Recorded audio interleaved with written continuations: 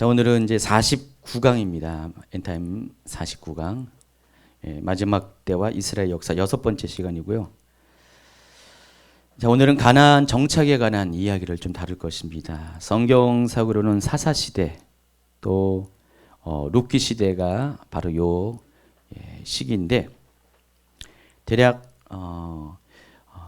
BC 14세기경부터 시작해서 11세기까지 이르는 약 400년의 기간 동안이 바로 이 사사시대이고 가나안 정착 기간에 해당하는 때입니다. 지난 두 주 강의 동안에 이 가나안 정복 전쟁에 관한 이야기를 쭉 다뤄왔고요.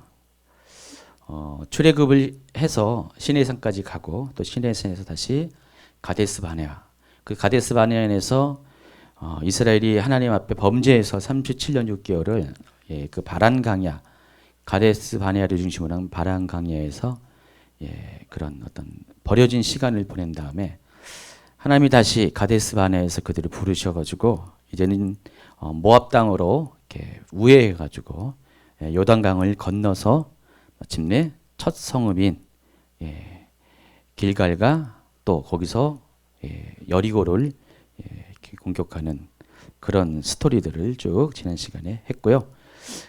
그리고 이제 마침내 이제 길갈을 중심으로서 길갈이 일종의 베이스 캠프입니다. 사령부가 있는 곳이고요. 거기서 중부지방을 먼저 정복 전쟁을 치릅니다. 정부지방을 치른 다음에 그 다음에 남부지방, 그 다음에 북부지방, 그러니까 세 단계에 걸쳐서 그 가나안 지역에 대한 정복을 했습니다. 근데 이 시간이 총 몇 년 걸렸습니까? 길게 안 걸렸어요. 5년밖에 안 걸렸습니다. 그래서 BC 1405년부터 시작해서 BC 1400년까지 약 5년 동안의 가나안 정복 전쟁이 세 번의 단계에 걸쳐서 이제 완결이 됐습니다.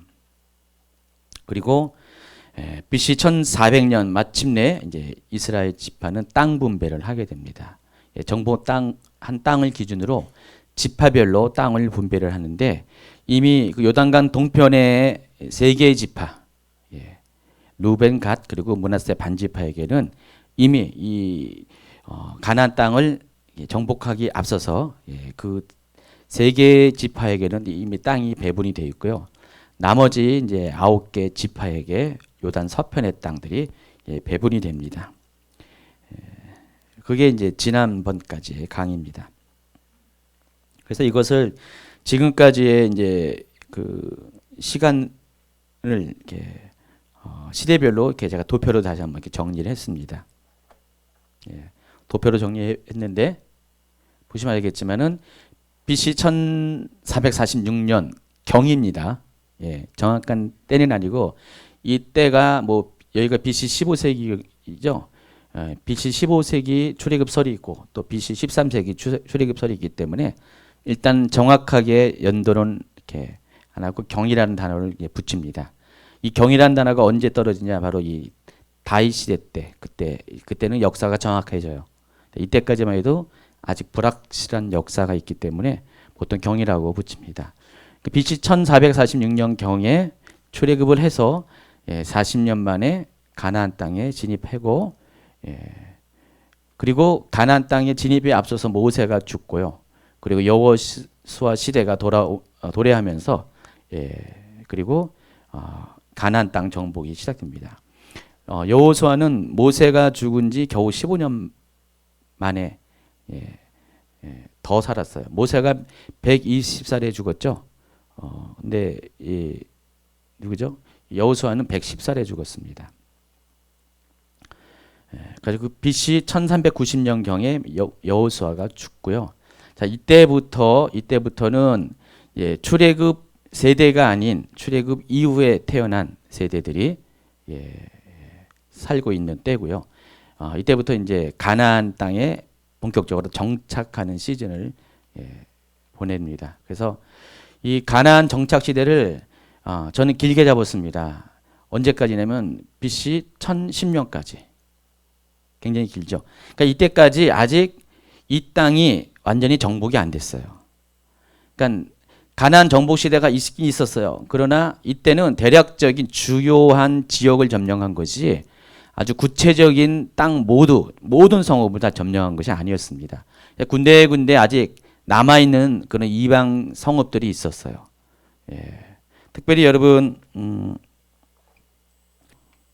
예, 다음 지도에 보면은, 예, 이게 이제 작은 지도, 큰 지도인데, 예, 큰 지도인데, 여기가 팔레스틴 지역이에요. 팔레스틴 지역에 이렇게 표시된 이런 식으로 예, 좀 이렇게 진하게 표시된 지역은 아직 정복되지 않은 땅입니다. 그러니까 이스라엘 군대가 이 모압 땅에서 요단을 건너서 맨 처음에 이 지역을 점령했고, 그다음에 이 남부 지방을 점령했고, 그리고 북부 지방을 점령한 다음에 그때 땅을 배분했어요. 그런데 아직 이렇게 표시된 세 군데 지역에 있는 땅은 아예 이렇게 전투조차 하지 않았습니다. 그대로 예, 남아 있는 이방 민족의 그대로 남아 있는 곳이에요. 그렇지만은 예, 이 중간 중간에 보면은 여러분 이제 그 강의 안에는 잘 표시하면 이렇게 빨갛게 별 표시된 거 있죠. 예, 이미 점령 지역인데 여긴 다 점령 지역임에도 불구하고 이 별 표시한 데는 예, 부분적으로 예, 그 성읍은 이방 족속들이 아직도 차지하고 있는 그런 상황이라는 것입니다. 그래서 이 시대가 무려 BC 1010년까지 갔어요. 그것도 경이죠, 대략. 근데 자, BC 1010년이 어떤 해인지 아십니까? 예, 바로 예, 다윗 왕이 왕으로 등극하는 때입니다. 예, 사울 왕에 이어서 다윗이 온 유다와 이스라엘의 예, 왕이 되는 때가 BC 1010년입니다. 예, 그래서 예, 이때까지를 예, 가나안 정착 시대로 이제 보고 있습니다. 물론 사람들에 따라 보는 관점에 따라서 이 시기가 조금씩 차이가 있는데 대략 이때까지 아직 가나안 정복은 여전히 진행형이었어요. 예. 여러분 그 재밌는 거는 기억하기 쉬운 것은 사울 왕이 BC 1050년에 왕이 돼 가지고 40년을 통치했습니다. 다윗은 몇 년입니까? 다윗도 40년. 솔로몬은 몇 년 같아요? 예, 아주 외우기 쉽죠. 예, 솔로몬도 40년이에요. 그래서 예, 솔로몬이 BC 예, 970년에 예, 왕이 됐고요. 그리고 931년부터 예, 나라가 이제 예, 남북 왕조로 바뀝니다. 그때부터는 예, 분열왕국 시대. 그러니까 우리가 지금 이제 예, 요거 지금 이번 주하고 다음 주에 이 가나안 정착 시대 예, 강의를 듣고 그 다음에 통일왕국 시대를 듣고요. 그 다음에 분열왕국 시대 듣고 뭐 그런 식으로 하다 보면은 시대별로 딱딱해 이스라엘 역사가 분리가 됩니다. 그래서 이 분열왕국 시대 끝난 다음에는 중간기 시대가 들어갑니다. 중간기 시대. 그러니까 이스라엘이 바벨론의 포로가 된 이후에 예수님이 오시기 전까지의 중간기 시대. 예, 근데 이 분열왕국 시대까지는 역사 성경 가운데 많은 자료들이 있어요. 그런데 중간기 시대는 약 400년인데 그 시간에는 성경 안에는 역사가 없어요. 그러니까 성경이 그 안에 그 기간 동안에 쓰여진 성경 기록이 없습니다. 그래서 이때의 역사는 일반 역사 아니면 유대인이 쓴 유대 역사 아니면은 그 시대의 로마에서 로마인이 세계사 가운데 유대 역사를 쓴 그 역사 이런 것들을 중심으로 아마 이스라엘 역사에 대한 강의가 진행될 거예요. 그러니까 성경에 없는 내용 물론 또 있긴 있어요. 정경에 포함되지 않지만은 외경에 포함된 그런 성경도 있습니다. 성경은 보통 세 가지가 있는데 우리가 쓰는 66권은 정경이라 하고요. 또 정경 밖에 그 천주교에서는 그것도 정경 안에 들어가 있는데 외경이 있고요. 그리고 이 외경에는요 이 중간 시대 역사가 많이 들어가 있거든요. 그리고 또 위경이라고 있습니다. 좀 진짜인지 거짓인지 구분이 안 되는 것. 그러니까 외경은 진짜 맞아요. 저자도 맞고 다 맞는데 정경 안에 들어갈 수 있는 권위가 좀 약간 부족해서 외경이고요. 근데 위경은 아예 진짜 가짜인지도 모르는 그런 사이비 성경을 말하는 겁니다. 그런 세 부류가 있는데 이 외경 안에는 중간기 시대 역사가 많이 있습니다. 그래서 그때 이제 그런 것도 조금씩 다루도록 하겠습니다. 어쨌든 이 도표를 보시면 알겠지만은 그리고 이 그림을 보시면 알겠지만은 아직 이 가나안 정복 지난 강의까지의 가나안 정복 시대의 상황은 모든 가나안 땅이 아직 완전히 정복되지 않은 미완의 정복 사업을 했다는 것을 여러분이 아시기 바랍니다. 여러분 교재로 보시면은요 사사기 3장을 한번 보시기 바랍니다. 여호와께서 가나안의 모든 전쟁들을 알지 못한 이스라엘을 시험하려 하시며 이스라엘 자손의 세대 중에 아직 전쟁을 알지 못하는 자들에게 그것을 가르쳐 알게 하려 하사 남겨두신 이방 민족들은 하면서 이제 3절부터 그 민족들의 이름이 나옵니다. 첫 번째 보니까 블레셋의 5군주. 블레셋의 5군주가 어디 있습니까? 바로 요 땅이에요. 요 땅. 여기에 블레셋의 5 도시 국가가 있습니다. 그리고 모든 가나안 족속들. 이 모든 가나안 족속들은 우리가 알고 있는 7개 족속을 말해요.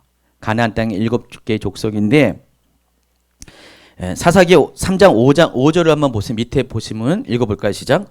그러므로 이스라엘 자손은 가나안 족속과 헷 족속과 아모리 족속과 브리스 족속과 히위 족속과 여부수 족속 가운데 거주하면서 자 모두 몇 개 족속이 나오죠? 하나, 둘, 셋, 넷, 5, 6개. 여기서 이제 빠진 게 기르가스 족속이 기르가스 족속이 이 가나안 북부 지역에 있었는데 요 그 족속의 이름은 빠졌지만은 여전히 이 가나안 메인 땅의 중심 가운데 있는 6개의 부족들이 여전히 이스라엘과 함께 동거하고 있다는 것입니다. 그게 아까 표시한 이 별들이에요. 이 별들이 전체적으로는 그들의 주축 세력들은 다 몰려났지만은 잔존한 세력들이 여기에 각 족속별로 남아 있다는 것입니다. 그래서 블레셋의 5군주를 얘기하고 모든 가나안 족속을 얘기하는 것이 바로 그런 의미입니다. 그리고 시돈 족속이 이제 요 해안 중심으로 한 요쪽입니다. 해안가에 있는. 그리고 히위 족속. 이 족속들은 아예 건들 수가 없었어요. 처음부터. 건들지도 않고 그대로 남아 있었습니다. 이스라엘이 그 BC 1405년부터 1400년까지 5년 동안의 가나안 정복 전쟁 가운데 아예 전투조차 벌이지 않고 그대로 남아 있는 그런 족속이 있었다는 것입니다.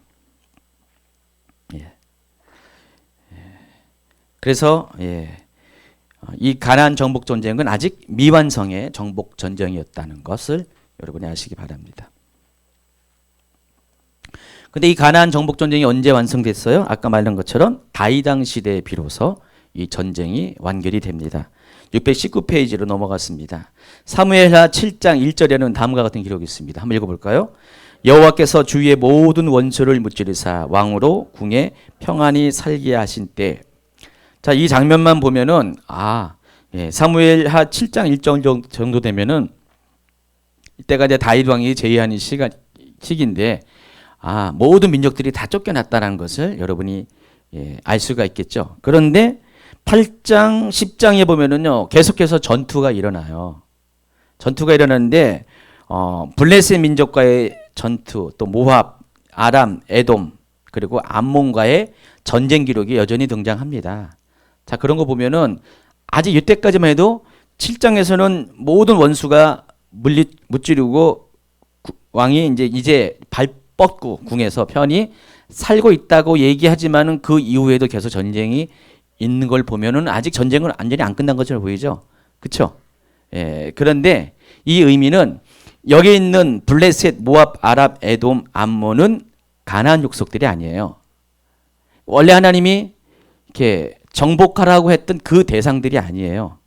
이들은 전부 다 이 팔레스타인의 가나안 땅의 외곽에 위치한 자들입니다. 족속입니다. 블레셋이 여기 있었고 암몬, 모압 이렇게 또 위에 아람 족속. 이 족속들은 원래 다 원래 그 가나안 정복 전쟁의 대상이 아니었어요. 그렇지만은 이스라엘 주변에 둘러싸 있어서 언제나 이스라엘을 위협하는 그런 적대 세력들이었습니다. 자, 어쨌든 간에 이 장면을 보면은 적어도 이때가 되면 사무엘 역사 7장 1절에 이 시기가 되면은 여기 남겨져 있던 별로 표시된 가나안 족속들은 이미 정벌이 끝났다고 봐야지 정상이죠. 언제 이렇게 다 정벌되는지는 모르겠어요, 아직은. 그러나 성경의 기록에 보면은 이미 이 시기에는 더 이상 이 남겨진 7 족속에 관한 이야기들이 등장하지가 않습니다. 그들과 싸워서 무슨 전투에서 이겼다 이런 얘기가 전혀 없어요. 그러니까 이미 그것은 다 전쟁이 그들과의 전쟁은 종결된 걸로 볼 수가 있습니다. 그리고 블레셋, 모압, 아람, 에돔 또 암몬 족속과의 전쟁이 있었고 사무엘 21장에는 마지막으로 블레셋 민족과의 마지막 전쟁의 이야기가 나옵니다. 그리고 나서는 얼마 있다가 이제 열왕기 상하로 이제 역사가 바뀝니다. 여러분 알다시피 사무엘상의 왕은 누구죠? 사울이에요. 그리고 사무엘 하의 중심 왕은 다윗이고요. 그리고 열왕기상으로 넘어가면은 이제 솔로몬이 등장하는 거예요. 그러니까 솔로몬이 등장하는 열왕기상까지 등장하는 그 때까지는 더 이상 전쟁 얘기가 없어요. 그러니까 솔로몬 시대에는 전쟁이 없었어요. 이미 아버지 다윗이 자기 시대의 모든 족속들을 다 정복을 해버렸어요. 그러니까 이 팔레스타인 땅에 있는 원래 7 족속은 물론이거니와 여기 주변에 있는 모든 족속까지 블레셋 족속까지 다 정복을 한 상태에서 이미 솔로몬 시대의 왕국은 여기 그림에 보이는 전체가 다 솔로몬 왕국 시대의 왕국이었어요. 그러니까 다윗 시대에는 요만큼이었다가 이게 다윗의 이제 후반기 들어가면서 다 정복을 해가지고 솔로몬 때는 완전히 이게 솔로몬 왕국으로 넘겨진 상태입니다. 그러니까 더 이상 전쟁이 없는 거예요. 이때부터 어떻게 됩니까? 완전히 태평성대를 누리게 됐죠. 그래서 우리가 언제 이 가나안 정복 시대를 완결로 보아야 되냐? 다윗 시대가 완결로 봐요. 그렇게 되면은 다윗이 1010년에 BC 1010년에 이렇게 등극을 했고 그리고 계속해서 전쟁을 치러 가면서 뭐 옆에 주변 국가도 이렇게 정복을 했지만은 이미 다윗이 이렇게 등극하는 초기에는 이미 가나안 부족들, 가나안 원래 토착 부족들에 대한 전투의 기록이 없는 거 봐서 가나안 정복 전쟁은 언제 끝났다? BC 1010년 이전에 끝난 거예요. 그래서 아까 요 기간이 그렇게 해서 이제 추출이 되는 것입니다. 그럼 몇 년 걸렸어요? 약 380년이 걸렸죠. 약 380년 동안 그 이전에 1405년 BC 1405년부터 시작하면은 15년이 더 하면은 약 395년 400년 동안 이 가나안 정복 전쟁이 계속 진행됐다고 보면 무리가 없는 것 같습니다. 그래서 최대는 BC 430년까지 긴 시간으로 보고요. 그리고 이제 가장 적절한 게 395년 정도 이렇게 봐야 됩니다.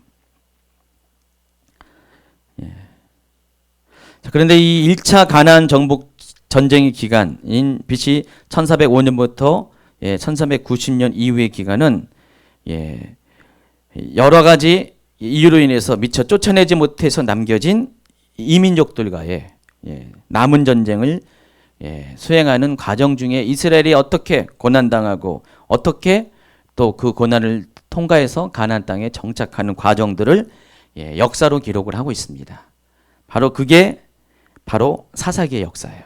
사사기의 역사는 언제부터 언제까지냐면은 BC 1390년부터 사울왕이 등극한 BC 1050년까지 약 340년 기간 동안에 그 역사를 사사 시대라고 합니다. 어떤 분들은 사사 시대를 410년이라고 막 계산을 해요.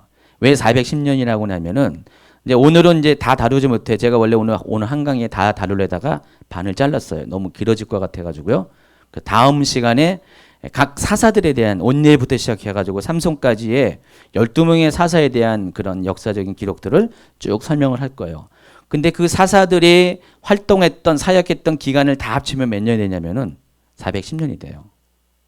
410년. 그래서 보통 우리가 언뜻 보기에 사사시대는 410년이다라고 보지만은 실질적으로 데이터를 쫙 보면은요, BC 1390년에 그때 이제 여호수아가 죽고 그때부터 본격적으로 사사시대가 딱 들어서는데, 그리고 사울 왕이 등극하는 시기가 1050년이면은요, 딱 계산해도 340년밖에 안 돼요. 그러니까 410년과 350년의 가운데 몇 년 차이가 납니까? 한 340년? 70년의 차이가 있잖아요. 이게 어떻게 설명이 돼야 됩니까?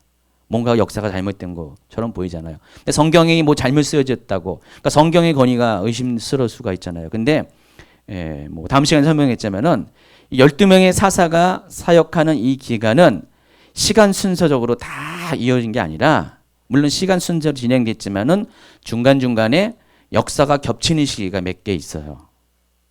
특별히 세 번째 사사인 삼갈의 시대와 그리고 드보라의 시대가 겹치고요. 또 뒤에도 또 후반부에 많은 그런 사사 시대가 막 겹치게 됩니다. 그래서 이때 당시에 이 사사들은 이스라엘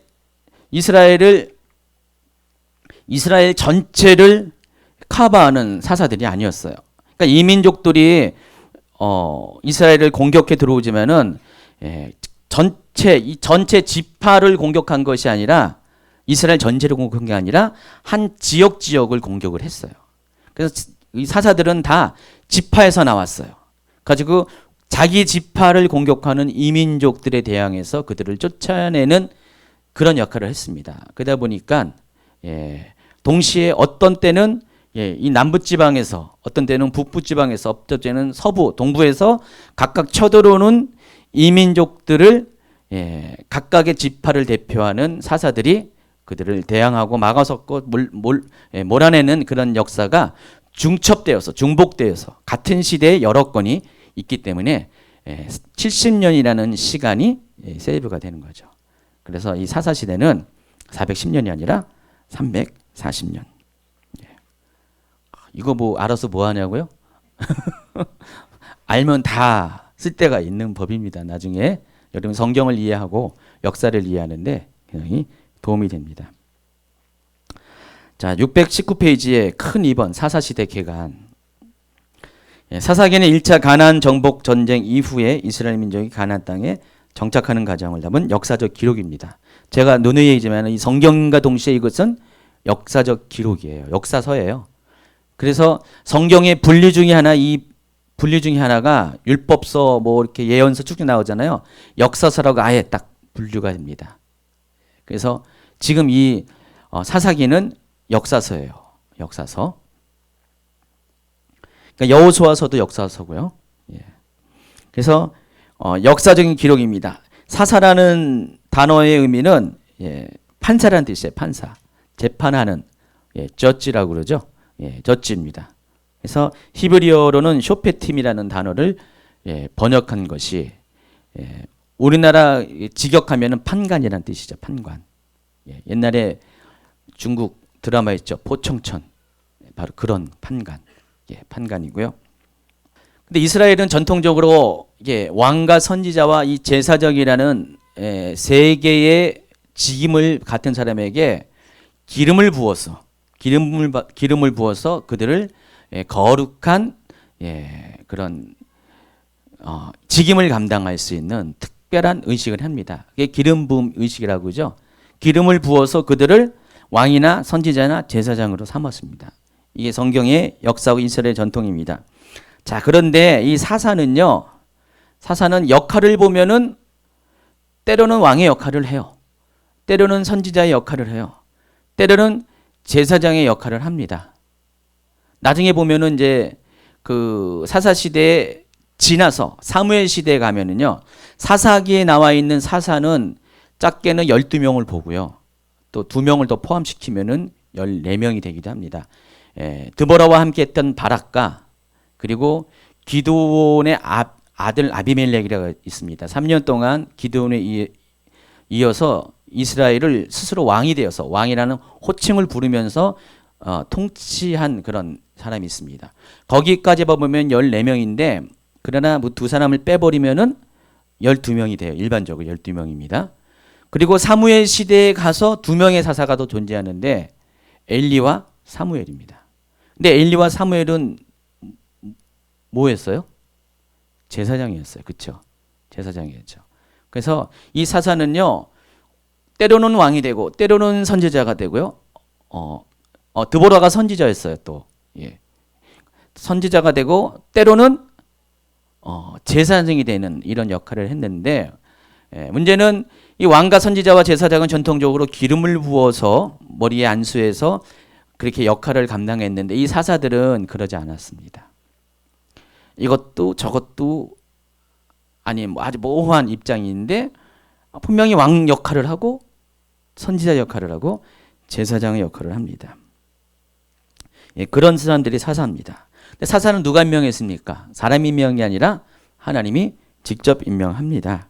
예, 최초의 사사인 온니엘의 경우로 한번 보면은요, 하나님께서 어떻게 사사들을 임명하는지에 대한 분명한 방식을 알 수가 있습니다.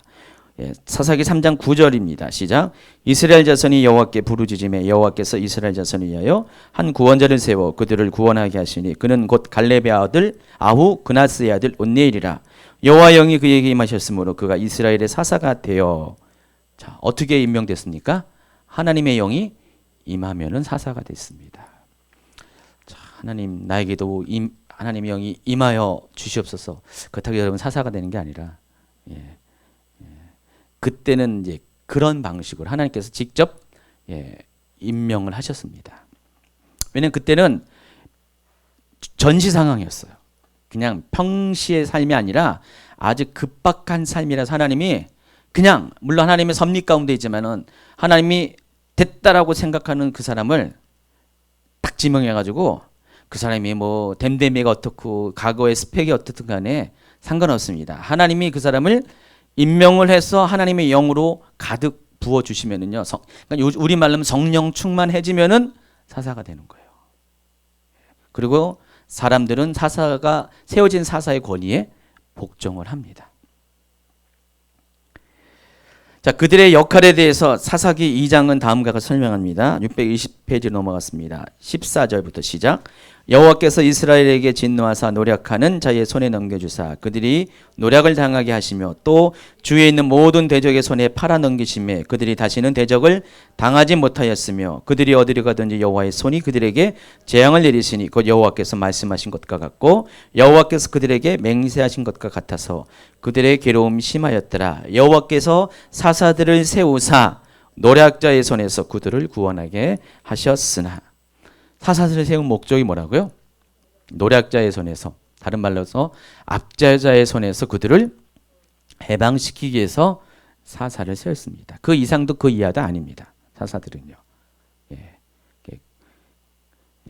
그래서 하나님이 세운 사사들은 하나님이 그들을 세울 때 하는 일이 곧바로 하는 것이 군대를 모아서 그들을 괴롭히는 이민족과 전쟁을 벌이는 것입니다. 그리고 몰아냅니다. 그리고 사사가 살아있는 동안 어떻게 됩니까? 그 땅에 평화가 찾아옵니다. 그리고 사사가 죽으면 어떻게 됩니까? 또다시 평화가 깨집니다. 백성들은 죄를 범하고요. 또 하나님이 이민족을 보내시고요. 이민족에 의해서 압제를 당하다가 너무 고통스러우면 하나님께 살려달라고 간구를 하죠. 그럼 하나님이 불쌍히 여겨가지고 또 다른 사사를 보내시고 또 사사가 군대를 일으켜서 그들을 몰아내고 또 사사가 살아있는 동안 그러니까 사사는 평생직에 한번 되면은 죽을 때까지 사사예요. 그래서 아주 계산하기가 편해요. 사사가 언제 죽은지는 바로 나오는 거죠. 사사가 죽을 때까지가 사사가 계속 사사였어요. 가지고 사사가 또 죽으면은 또다시 이스라엘 백성은 죄를 범하고 또 하나님이 그 죄를 참다 못해가지고 어떻게 해요? 또다시 이민족을 보내고요. 그런 식으로 사사기의 역사는 반복입니다. 그래서 밑에 보면은 사사시대 이스라엘의 제 악선란이라고 표가 나와 있죠. 이런 식으로 항상 순환, 패턴이 있습니다. 패턴이에요. 역사에 패턴이 있습니다. 정확하게는 약 340년 기간 동안에 이런 역사의 패턴이 반복적으로 일어납니다. 자, 이것을 설명하는 것이 사사기 2장 17, 18, 19절입니다. 시작. 그들이 그 사사들에게 순종하지 아니하고 오히려 다루는 신들을 따라가 음행하며 그들에게 절하고 여호와의 명령을 순종하던 그들의 조상들이 행하던 길에서 속히 치우쳐 떠나서 그와 같이 행하지 아니하였더라. 여호와께서 그들을 위하여 사사들을 세우실 때에는 그 사사와 함께 하셨고 그 사사가 사는 날 동안에는 여호와께서 그들을 대적의 손에서 구원하였으니 이는 그들이 대적에게 압박과 괴롭게 함을 받아 슬피 부르짖음으로 여호와께서 뜻을 돌이켰으니거늘 그 사사가 죽은 후에는 그들이 돌이켜 그들의 조상보다 더욱 타락하여 다른 신들을 따라 섬기며 그들에게 절하고 그들의 행위와 패역한 길을 그치지 아니하였으므로. 사사 시대에 이런 이렇게 전형적인 그 긴 기간 동안에 일어난 패턴이 바로 이것이라는 것입니다. 621페이지 넘어가면요. 그래서 이 성경에는 모두 16명의 사사가 등장하고 그 중에서 2명을 빼면은 14명이죠. 그 14명 중에서 12명은 사사기에 나오고 나머지 2명은 사무엘 상에 나오는 엘리와 사무엘이라는 것입니다. 밑에 보면 이스라엘 사사들이라고 표가 나오죠. 제가 참고한 자료 가운데 나오는데 이 책은 약간 진보적인 책 같아요. 제가 보기에 다른 것 모든 관점을 다 봐도요.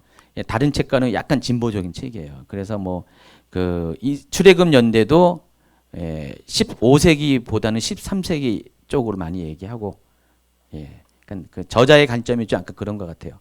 그러다 보니까 이 사사들도 여기는 바락과 아비멜렉도 다 포함해서 16명, 크게 16명을 잡고요. 사사기 내에서는 14명으로 이렇게 합니다. 자, 큰 세 번째 이스라엘의 사사들. 사사들이 누군가에 대해서는 쭉 얘기했고요.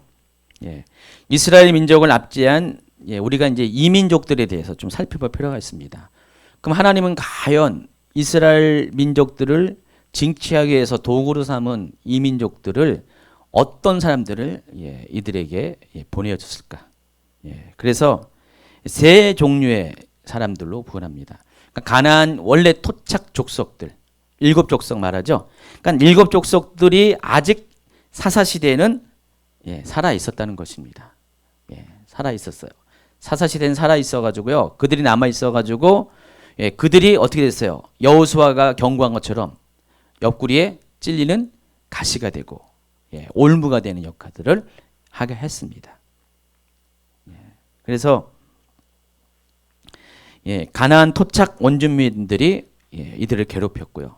또 한 부류는 그 가나안 주변에 정착한 주변 그런 이방 민족들입니다. 블레셋, 모압, 암몬 족속 같은 족속들이 이 사사 시대의 이스라엘 백성을 괴롭히는 그런 이방 민족이었고요. 세 번째가 정착한 사람들이 아닌데 그 광야 가운데 떠도는 반유목민들이 있습니다. 이미 이스라엘 사람들이 광야 시대에 겪었던 아말렉 족속이 있었고요. 그리고 미디안 족속이 있습니다. 이 미디안 족속이 잘 알잖아요. 누가 이 미디안 족속에 속했습니까? 모세의 장인 이드로가 이 미디안 족속에 속한 제사장이었습니다. 이들은 광야에 살던 사람들이었어요. 그래서 계속해서 떠돌아다니는 사람들이었어요. 그러니까 요즘 말로 하면 베드인 족속들이죠. 자, 이들이 뭐 개별적으로 행동하지만은 모여지면은 도둑이 됩니다. 도둑이 돼가지고 그 광야에서 다니는 상인들도 괴롭히고 이들이 수시로 이스라엘을 침범해 들어옵니다. 그러니까 이스라엘이 정착해서 농사를 지어가지고 곡식이 이제 거둘 때가 되면은 갑자기 미디안 사람들이 몰려 들어와가지고요, 곡식들을 다 뺏어갑니다. 그 어떻게 이스라엘 사람들은 먹을 게 없잖아요. 기껏 1년 농사를 져놨는데 먹을 걸 싹 뺏어가니까 하나님 못 살겠어요. 이 땅에서 도저히 못 살겠어요. 하면서 막 이렇게 원망하고 아우성치면 하나님이 사사를 떡 보내줘가지고요, 군대를 모아가지고 미디안 족속을 물리치고 뭐 이렇게 한다는 것입니다. 이 세 종류의 이방 민족들이 사사 시대 이스라엘 민족들을 괴롭히는 그런 족속들이었습니다. 그리고 대체적으로 이 압제자들은 이스라엘 전체 지역보다는 가까이 사는 각 지파들을 괴롭혔습니다. 그래서 이 표가 전체적인 대략적인 사사기에 나오는 사사들에 대한 그런 정리된 표입니다. 이 부분을 다음 주에 차근차근 특별히 다 전투의 상황이기 때문에 전투의 상황을 그림과 함께 설명을 하면서 당시의 상황을 제가 재현해 드리겠습니다. 실은 그 절반 정도는 해놨는데 앞에 중간에 하다 보니까 길어져 가지고 제가 탁 잘라 가지고 거기부터 다음 주에 하는 걸로 하기로 했습니다. 그림들이 많기 때문에 뭐 절반은 다 그림이기 때문에. 그래서 이 사사기에는 6명의 중요한 사사들이 나와요. 그러니까 기록의 내용이 많다는 것이죠. 상황이 자세한 상황을 설명하는 6명의 사사가 있고 또 반인 6명은 그냥 아주 간단하게 역사적인 기록들만 간단하게 설명한 6명의 사사가 있습니다. 그래서 다음 주는 그 중요한 6명의 사사와 관련된 전투 기록을 중심으로 해가지고 어떻게 하나님이 사사들을 사용했는가. 그리고 그때 당시에 이스라엘 가나안 지역과 가나안을 둘러싼 이 주변 뭐 지중해나 이런 또 근동 지역에 있는 어떤 정치적인 상황들, 정세들을 같이 설명을 해드릴 겁니다. 자, 622페이지로 넘깁니다. 사사들은요, 출신 지파들이 제각기였습니다. 다 달랐고요. 삶의 배경들도 달랐습니다. 다 출신들이 다 스펙이 다 달랐습니다. 또 아까 말씀한 것처럼 사사기의 연대는 사사들의 활동 기간을 단순 계산하면 총 410년이 된다고 그랬죠. 그러나 일부 사사들의 경우는 활동 기간이 겹치기 때문에 사사기의 연대는 아무리 길게 잡아도 400년. 그리고 보수적으로 잡으면은 이 보수적인 단어가 뭔지 알죠? 좀 빡빡하게 하면은 이제 340년이 된다는 것입니다. 그래서 이 표가 각 지파별로 활동했던 사사들에 대한 그런 그 사사 지도입니다. 사사기 지도입니다. 사사들 지도입니다. 보시면 알겠지만은 사사들이 거의 대부분의 그 지파에서 배출되었죠. 몇 개의 지파는 배출이 안 됐습니다. 그런데 골고루 많이 배출됐고요. 보시면은 위에 이 납달리 지파에 삼갈이 배출됐는데 이거는 약간 다 어떤 자료는 캐스천 마크를 했어요. 납달리 지파인지 정확하진 않다 해서. 그리고 스불론 지파에도 사사가 있었고 이사갈 지파에도 사사가 있었고 므낫세 지파가 두 개 나눠진데 서쪽 므낫세 지파, 동편 므낫세 지파가 있었는데 보니까 므낫세 지파가 사사가 제일 많네요. 서쪽에 3명, 동쪽에 2명. 근데요, 이게 사사가 많다고 좋은 건 아닙니다. 왜 그럴까요? 그만큼 이 므낫세 지파가 하나님 보시기에 악을 행했기 때문에 그랬기 때문에 침입을 받았고 그랬기 때문에 사사가 필연적으로 생겨난 거기 때문에 사사가 많다고 해서 좋은 게 아닙니다. 여러분 이 그림을 보면 우리 지파 중에 그러니까 내가 알고 있는 지파 중에서 사사가 드디어 배출됐네. 와 할렐루야. 그게 아니라 이거는 거꾸로 이해해야 된다는 거였어요. 사사가 나왔다는 그 의미는 이 지파가 하나님 앞에 범죄했다는 그 전제가 있기 때문에 그런 거예요. 자, 그런 식으로 보면은 사사가 배출 안 된 지파들이 있잖아요. 아셀 지파, 그다음에 갓 지파, 단 지파, 또 베냐민도 나왔고요. 또 시므온 지파, 르우벤 지파. 자, 이런 데는 사사가 배출이 안 됐어요.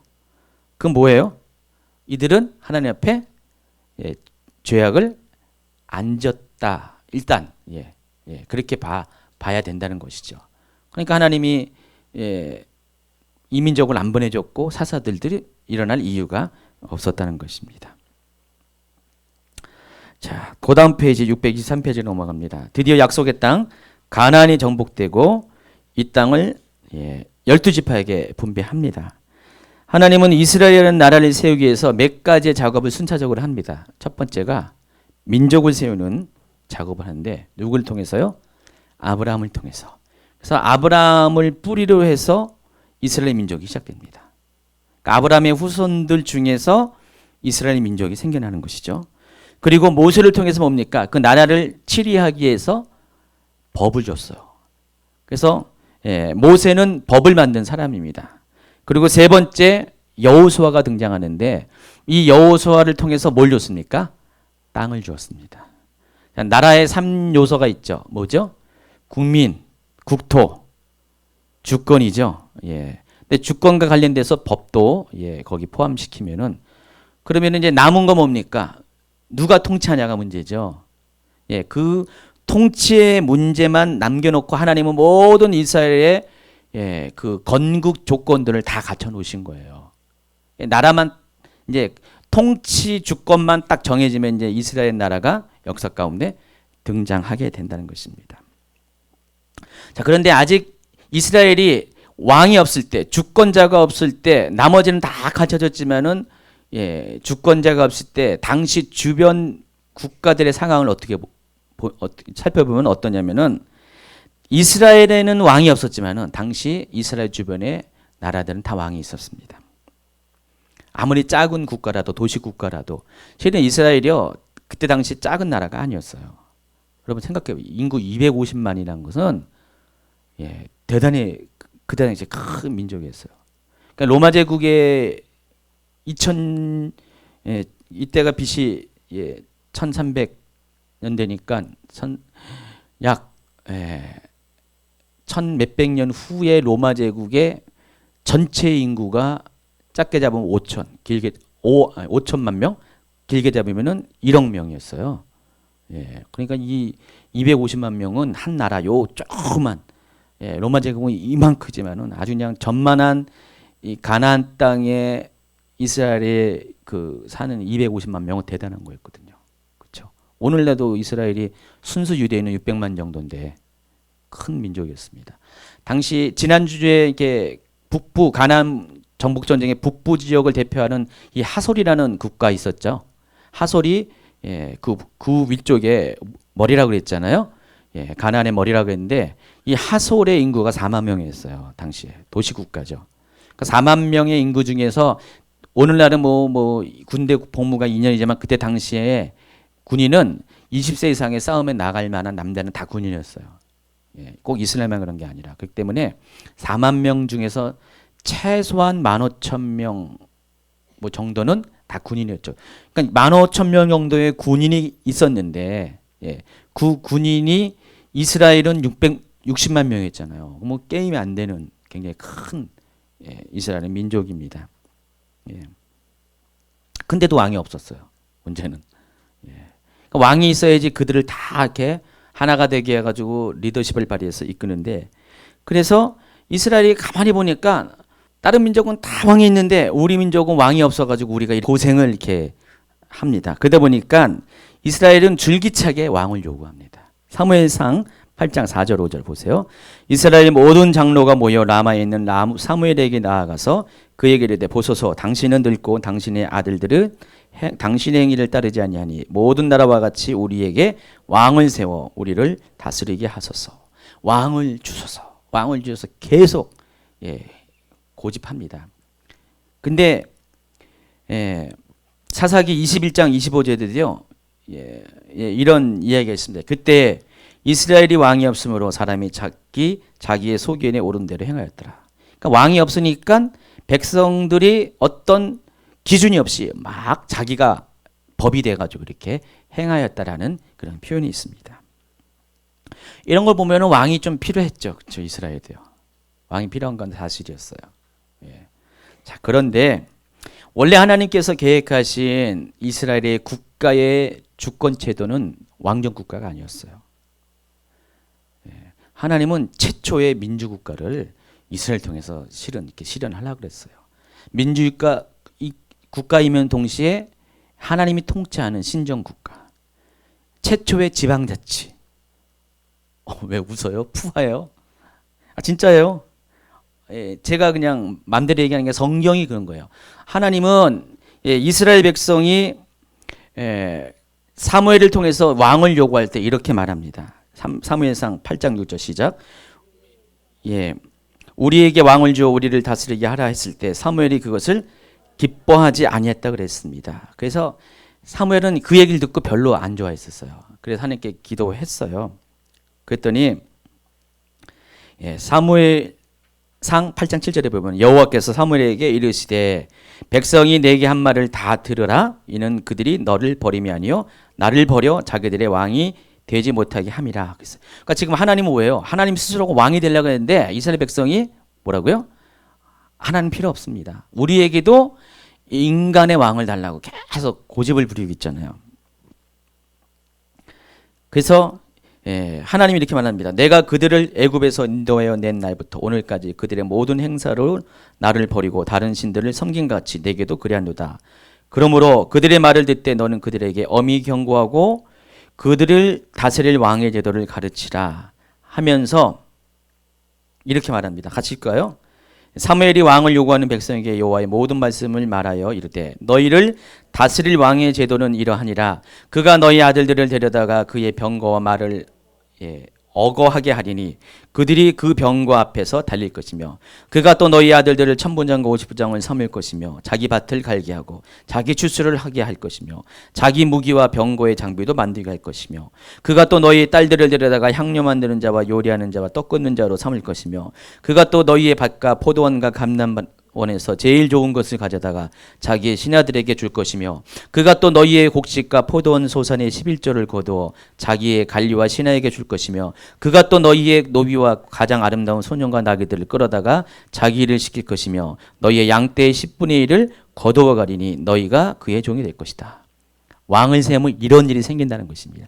이때까지는 이런 일이 없었는데 이런 어떤 부역이 없었고 이런 의무가 없었고 이런 착취가 없었는데 왕이 되면은 그렇게 한다는 것입니다. 그래서 하나님은 이스라엘 백성이 왕으로 인해서 당하는 이 고난을 압제를 별로 기뻐하지 않았기 때문에 그래서 하나님은 인간의 왕을 세우기보다 하나님이 스스로 왕이 되어서 그들로 하여금 각 지파별로 자치적으로 살아가고 이미 하나님께 그들에게 허락했던 율법을 잘 지키고 또 그들 가운데 세워놓은 제사장들을 통해서 하나님을 잘 예배하는 삶을 살게 되면은 어떤 다른 국가들보다 왕이 있는 국가보다 이스라엘 백성은 아주 행복하게 문제없이 부강하게 잘 살 수 있을 것이라고 생각을 했어요. 그리고 그런 시대를 하나님이 꿈꿨는데 이스라엘 백성은 어떻게 됩니까? 말이 안 통해요. 계속해서 왕을 달라고 졸라대고 또 졸라댑니다. 그래서 18절에 계속해서 이런 말씀하셨습니다. 그날에 너희는 너희가 택한 왕으로 말미암아 부르짖되 그날에 여호와께서 너희에게 응답하지 아니하시리라 하니 백성이 사무엘의 말 듣기를 거절하여 이르되 아니로소이다. 우리도 우리 왕이 있어야 하리니 우리도 다른 나라를 같이 되어 우리의 왕이 우리를 다스리며 우리 앞에 나아가서 우리의 싸움을 싸워야 할 것이니라 하는지라. 사무엘이 백성의 말을 다 듣고 여호와께 아뢰매 여호와께서 사무엘에게 이르시되 그들의 말을 들어 왕을 세우라 하시니 사무엘이 이스라엘 사람들에게 이르되 너희는 각기 성읍으로 돌아가라 하니라.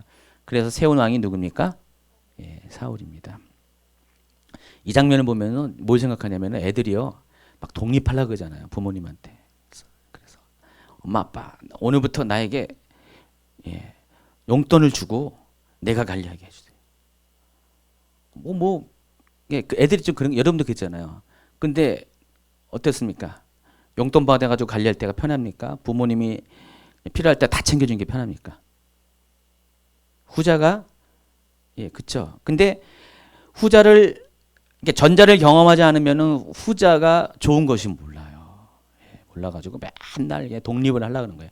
그러니까 이스라엘 백성인 거예요. 하나님이 여지껏 다 앞뒤 다 가려줬잖아요. 다 챙겨주고 그냥 힘든 거 어려운 거 다 챙겨줬는데 그 가치를 모르고요 스스로 독립하려고 합니다. 그러다 보면은 그 독립할 때 그들을 다스리는 왕이 어떤 왕이냐? 하나님 같지 않아요. 하나님 같은 그런 왕이 없는데, 그렇죠? 부모님과 같은 그런 분이 없는데 세상에 당장 나와봐요. 밖에 나가면 어디 취직해가지고 직장 다녀봐요. 얼마나 살벌합니까? 얼마나 그냥 몰인정하고 막 그럽니까? 왜 그런 세상을 이렇게 꿈꾸는지 모르겠어요. 그렇죠? 지금 이스라엘 백성이 그런 겁니다. 근데 이 이스라엘 백성을 이렇게 요청한 데는 이유가 있어요. 왜냐면은 이미 사사시대의 어려움을 한번 겪었기 때문에 왕이 필요하다고 생각을 했어요. 그러나 사사시대 그런 어려움도 하나님이 원래 계획한 것도 아니었고요. 자기들이 잘못해서 자기들이 실수해서 한 건데 그것만 안 그랬어도 그런 어려움을 겪을 필요가 없어요. 그래서 역사적으로 이 왕이 세워졌을 때 이스라엘은요, 특별히 유다에는 뭐 다윗과 같은 또 다윗의 후대에 뭐 요시아 왕이나 뭐 몇 명의 그냥 손꼽을 만한 선한 왕도 있었지만은 거의 대부분은 악한 왕이었고요. 이스라엘이란 북이스라엘 국가의 왕들은 하나같이 다 100% 악한 왕이었고요. 그들의 압제에 의해서 이스라엘 사람들이 아주 압제를 당하는 그런 삶을 살았습니다. 결코 인간의 왕이 그들을 행복하게 해줄 수 없다는 것이 역사적으로 증명이 됩니다. 어쨌든 하나님의 계획은 세상이 왕이 아닌 하나님이 왕에 대해서 그들을 다스리는 것이고요. 그래서 하나님은 그들로 하여금 여호와 신앙을 중심으로 살게 하기 위해서 율법을 주셨고 12지파 가운데 흩어진 레인을 통해서 하나님을 섬길 수 있는 장치를 마련해 주었습니다. 바로 이러한 시스템, 정치 시스템, 이러한 국가 시스템을 시험하는 기간이 바로 사사시대예요. 그런 의미에서. 그러니까 사사시대를 이런 각도에서 이렇게 바라보면은 사사시대 이 340년의 기간은 어떤 것이라고요? 이스라엘이 어떤 국가 체제가 정말 이스라엘을 위한 가장 바람직한 국가 체제인가를 시험하기 위해서 하나님이 허락하신 테스트 기간이라는 것입니다. 잘 통과했으면 좋았어요. 그런데 이들이 어떻게 했습니까? 이 기간에 실패했습니다.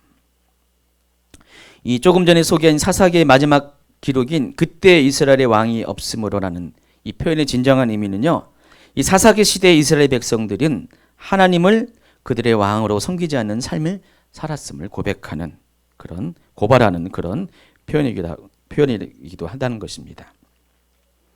사사기는 모두 4개의 구조로 되어 있습니다. 1장은 이 가나안 백성을 그 땅에서 쫓아내지 못한 이스라엘의 실패 역사를 담고 있고요. 다 남겼더라 그런 얘기. 또 2장은 가나안 백성의 바알 숭배를 이제 받아들여서 이스라엘이 폐역하는 내용들을 적고 있고요. 그리고 3장부터 16장까지는 바로 12명의 사사의 이야기가 기록이 돼서 아까 얘기했던 그런 죄를 범하고 또 압제를 당하고 도움을 호소하고 구원을 호소하고 하나님이 개입하셔서 사사를 보내어서 그들을 평안케 하고 또다시 사사가 죽으면 그들이 어떻게 된다고요? 또다시 폐역하는 이런 12번의 반복되는 사이클을 기록한 것이 사사기 3장부터 16장까지 기록입니다. 그리고 이제 사사기의 후반부 마지막 부분에 이 5개의 챕터는요, 뭐로 되어 있냐면은 그 시대의 타락이 어떤 정도인지를 실제적인 예를 통해서 보여주는데 2명의 레인을 통해서 그 시대가 어떻게 하나님 보기에 타락한 시대인지를 마치 드라마를 보여주듯이 그런 아주 중요한 사건들을 설명을 합니다. 오늘은 이제 요거 하면은 이제 강의를 마칩니다. 얼마 안 남았어요. 6페이지입니다. 왜요? 지금 8페이지를 했는데 오늘 20페이지, 30페이지까지 갈 수도 있었는데. 네, 여러분 이게 굉장히 중요한 대목이에요. 원래 이 사사기의 구조를 보면은요, 이게 시간 순서적으로 이게 돼 있지 않아요. 여러분 아십니까? 여러분 사사기를 지금 어디까지 했나? 아까 여기. 사사기의 구조를 보면은 1장, 2장, 또 3장부터 16장, 17, 21장인데 이게 시간 순서적으로 이 2명의 레인 사건이 사사기 후반부의 이야기처럼 여기는 이렇게 뒷부분에 나와 있는데 실은 아니에요. 이 이야기가 언제 있었냐? 바로 사사기 초반의 역사 가운데 기록된 것이에요. 그런데 구조적으로는 뒤에다 기록했어요. 여러분 국어 여기 문법 있잖아요. 연역법 하면 주제가 어디 나옵니까? 맨 앞에. 귀납법 맨 뒤에. 다 주제를 앞에로 놓냐 뒤에 놓냐에 따라서 어떤 효과가 다르잖아요. 근데 지금 이 사사기의 주제는 물론 앞에도 있지만은 그 실제적인 예가 뒤에 나와 있어요. 그게 레인 사건인데 시간별로는 이 레인 사건이 앞에가 붙어 있어야 돼요. 사사기 앞에. 그러니까 3장 그 무렵부터 이제 이 17절부터 21장까지의 이야기가 거기에 들어가야 되는데 근데 구조적으로 맨 뒤에다 갖다 놨다는 거예요. 근데 그 이유가 뭐냐면은 바로 레인의 타락이 바로 그 시대의 타락을 의미하고 그 시대의 타락이 어떻게 그들로 하여금 그렇게 사사시대를 가져오게 했는가를 설명하기 위해서 일부러 뒤에다 갖다 놓은 거예요. 원래는 역사적으로 앞에 일어난 사건이라는 것이죠. 여기는 두 가지의 중요한 사건이 있는데 단 지파가 이주하는 사건이 나옵니다.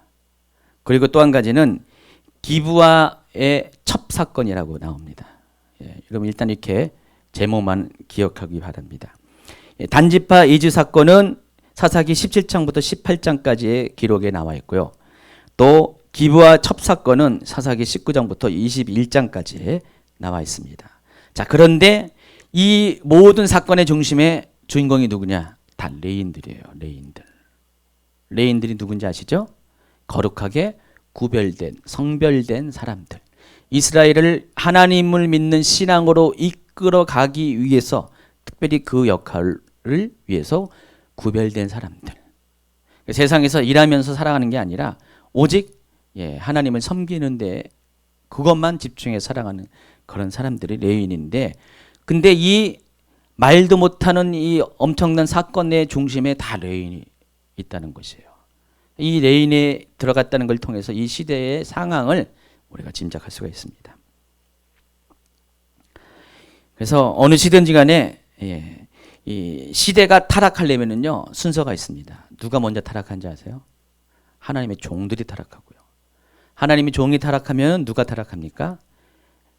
신앙인들이 타락하고요. 이 신앙인들이 타락하면은 사회 전체가 타락을 합니다. 그래서 지금 이 두 가지 사건은 바로 그것을 여지없이 우리에게 증명하는 사건이 됩니다. 오늘날도 이 한국 사회가 지금 엉망진창이 되어가고 있습니다. 문제가 뭡니까? 이 한국 사회 문제는 교회의 문제고 이 교회의 문제는 믿는 신앙인의 문제고 신앙인의 문제는 바로 목회자의 문제예요. 거꾸로 얘기하면 목회자가 잘 되면은 경건하고 하나님의 바로 서 있으면은 그 교회는 제대로 서 있어요. 성도들은 온전한 삶을 삽니다. 그럼 그 성도들이 영향을 끼치는 가족들과 공동체는 당연히 그들의 선한 영향 안에 들어가 있죠. 근데 요즘 어떻게 합니까? 목회자부터 막 변질되고 세속화되고요. 물질 만능주의에 빠져 있고요. 영적인 것들은 다 거부하고요. 어떤 세속적인 그런 어떤 가치 체계를 가지고요.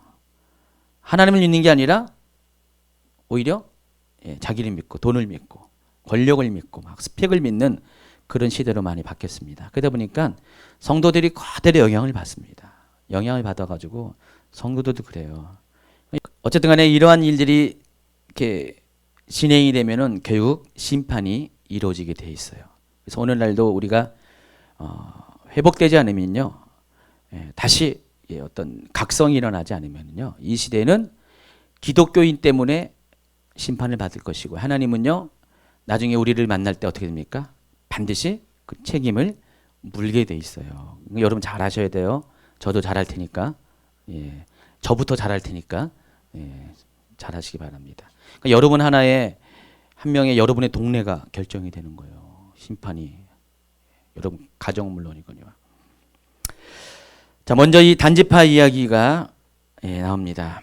이 단지파 이야기가 아까 어디 있다고 했어요? 17장하고 18장까지. 여러분 그 사사기 있으면 한번 펴놓고 같이 중간중간에 필요한 거 있으면 얘기하면서 읽어가면서 하면 좋을 것 같아요. 요거만 하면 끝나니까요.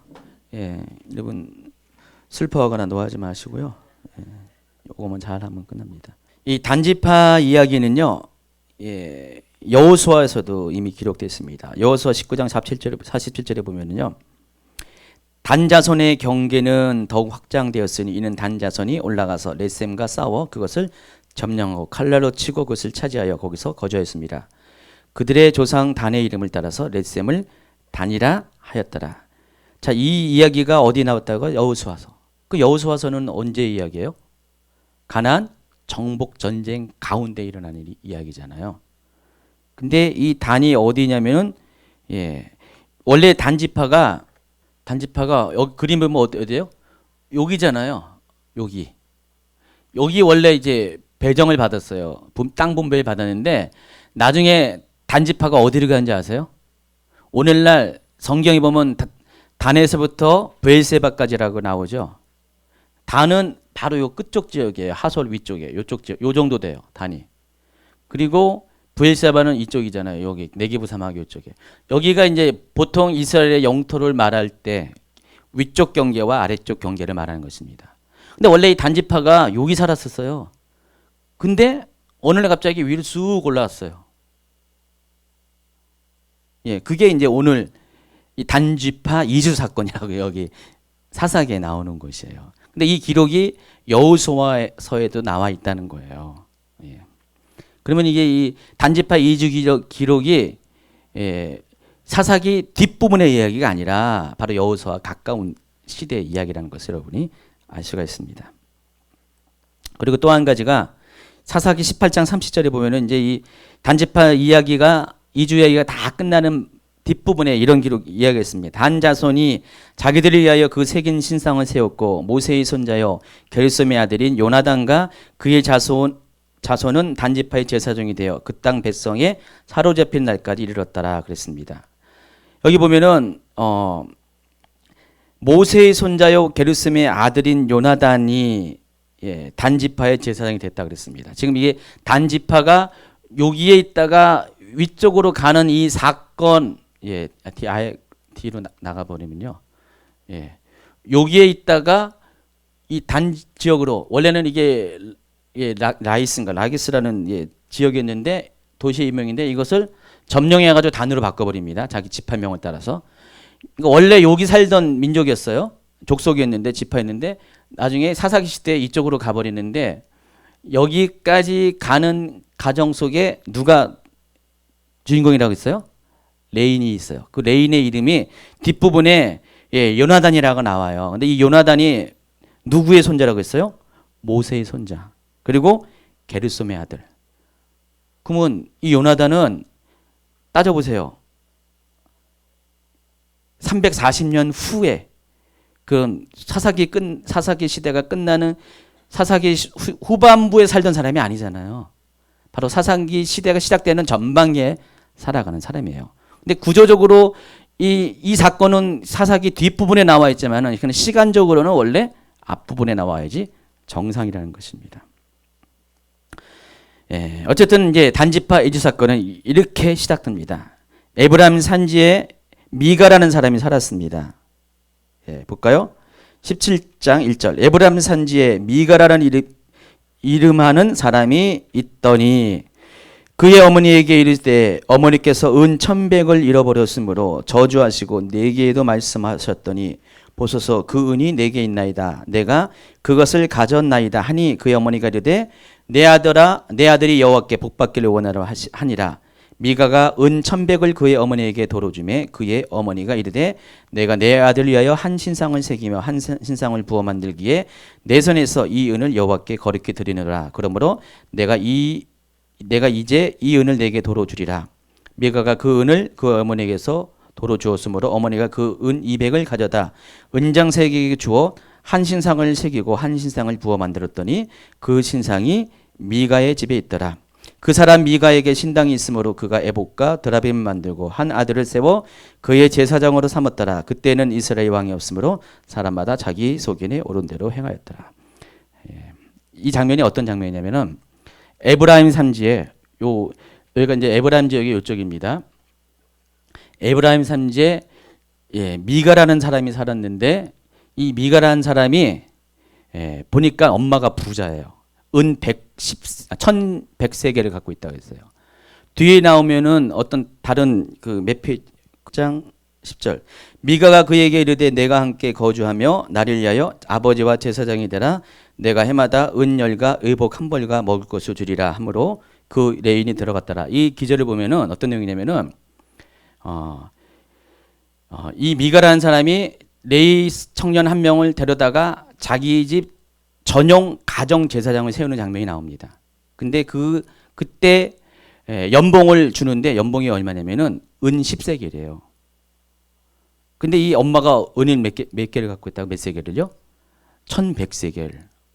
그러면 이 1년 동안 10세겔을 연봉을 받는데 1100세겔을 얻으려면 어떻게 됩니까? 110년을 일해야 되잖아요. 굉장히 부자라는 뜻입니다. 그래서 이 미가라는 사람의 엄마가 부자였어요. 근데 어느 날 이 엄마가 은 110세겔을 도둑 맞았어요. 여러분 그 1100세겔의 돈을 도둑 맞으면 어떻게 됩니까? 열받죠. 그래서 이 엄마가 맨날 그 도둑놈, 이 도둑놈 하면서 계속해서 저주를 하는 거예요. 악담을 하는 거예요. 만나기만 해봐라. 내가 뭐 어떻게 했다. 뭐 씨를 말려 뭐 어떻게 할 거다. 뭐 막 그렇게 할 거예요. 막 저주를 하고 악담을 하니까 실은 누가 훔쳐갔냐면은 아들인 미가가 훔쳐갔어요. 예. 그러니까 아들이 가만히 보니까 엄마가 예, 돈을 잊어버렸으면 가만히 계시는데 뭐 하든 할 텐데 계속 끊임없이 욕을 하니까 마음이 찝찝한 거예요. 그 저주가 나한테 돌아와가지고 어느 날 갑자기 커밍을 합니다. 사실은 엄마 내가 훔쳤거든요. 그랬어요. 그랬더니 엄마가 어떻게 됩니까? 아들이 훔쳤다는 얘기를 들으니까 갑자기 두려워진 거예요. 내가 막 저주했는데 그 저주가 아들에게 막 미칠까봐 어떻게 됩니까? 태도를 급변합니다. 그래서 아들을 막 축복받을 아들이요 하면서 막 한 다음에 어떻게 했냐면은 그 중에서 200세겔을 가지고 어떻게 했냐면은 신상을 만듭니다. 그때 당시에 우상을 만들어요. 은 장색하는 사람, 은으로 가지고 이제 신상을 만드는 사람에게 200세겔을 줘가지고 우리를 위해서 아들을 위해서 신상을 만들어 달라, 우상을 만들어 달라 해가지고 200세겔을 줍니다. 굉장히 큰 거잖아요. 그러니까 아들을 위해서, 아들이 잘못될까봐 자기가 한 저주가 있기 때문에 그래서 아들에게 줘가지고 이 아들이 그걸 가지고 신상도 만들고 에봇도 만듭니다. 그러니까 에봇이라는 게 뭐냐면은 당시 제사장들이 입고 있었던 그런 의복 중에 하나죠. 이 에봇을 가지고 그리고 자기 집에 가가지고요. 자기 아들 중에 하나. 그러니까 미가가 그러니까 그 엄마의 손자 중에 한 명을 세워가지고 너 오늘부터 제사장 해가지고요. 제사장을 세운 거예요. 그리고 그 제사장인 아들에게 신상 이 드라빔을 줘가지고 그것을 해가지고 집에다가 신당을 꾸밉니다. 신당. 자, 이 이야기는 그 창세기에 그 야곱이 라반의 집에 있을 때 라반의 집에서 그 라반이 똑같이 신당을 꾸며놓고 거기에 그 드라빔을 두고 거기서 막 이렇게 그냥 뭐 절하고 막 그런 있었죠. 나중에 라헬이 도망쳐 나올 때 그거 딱 빼가지고 도망 나왔잖아요. 바로 그거예요. 그래가지고 굉장히 이 드라빔은 당시에 가족 수호신에 해당하는 것이었습니다. 굉장히 중요하게 여긴 거예요. 오늘날에 보면은 뭐 중국이나 일본 같은 데 보면은 가정 집마다 이렇게 신당을 꾸며놓고 막 난리가 있잖아요. 지난번에 태국 가니까 우리가 묵었던 그런 숙박하는 집 뒷마당 보니까 똑같이 신당이 있더라고요. 그런 식으로 돼 있더라고요. 가지고 200세겔을 들여가지고 거금을 들여서 이렇게 했습니다. 그러고 있었는데 어느 날 갑자기 유다 산지에서 에브라임이 요 정도라면은 유다가 이제 위쪽입니다. 유다 밑에죠. 유다가 밑인데 여기서 한 레인 청년이 고향 땅에서 살 수 없어가지고 에브라임 산지까지 정처 없이 흘러 들어옵니다. 원래 이 레위 지파는 그 생존의 방법이 뭐냐면은 12지파가 농사를 지어가서 소득을 받으면은 그거를 11조를 하나님께 드려요. 그러면 그 11조를 가지고 레인들이 살아가는데 이때 당시에는요 사람들이 11조를 안 드렸어요. 11조를 안 드려보니까 어떻게 됩니까? 레인들이 먹고 살 게 없으니까 레인들이 정처없이 막 떠돌아다니는 거예요. 그전에는 레인들이 그냥 생활 수준이 우리식으로 따지면은 중산층에 해당하는 거였어요. 왜냐면은 12지파가 가져다 준 11조를 가지고 살면 어떻게 됩니까? 적어도 일반 평균 수준의 20%가 더 많은 120%의 삶을 살아야 되잖아요. 가지고 레위파가 사는데 문제가 없었는데 레위지파가 먹을 것이 없어가지고 살 방길이 막막하니까 떠돌아다닌다는 의미는 이미 이때 당시의 사회의 상황이 그런 거예요. 제사장들이 레인들이 존중받지 못하고 11조를 받지 못하는 그러니까 사람들이 11조를 안 하는 거예요. 헌금을 안 해요. 그러니까 하나님의 믿는 신앙들이 다 떨어져 버리니까 교회 헌금을 안 하는 거죠. 그런 상황이 돼 버린 거예요.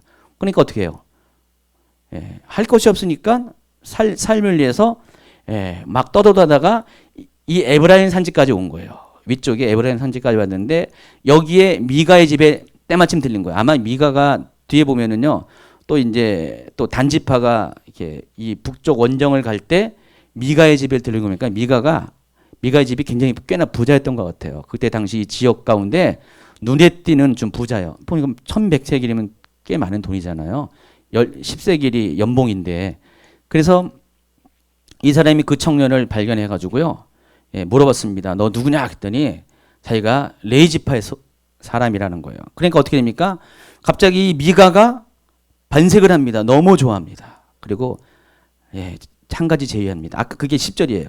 내가 1년에 은 10세겔을 줄 테니까, 그리고 옷도 줄 테니까, 또 거처도 제공할 테니까 딴 데 돌아다니지 말고 우리 집에 와가지고 가정 제사장이 되라. 왜냐면 신당도 있잖아요.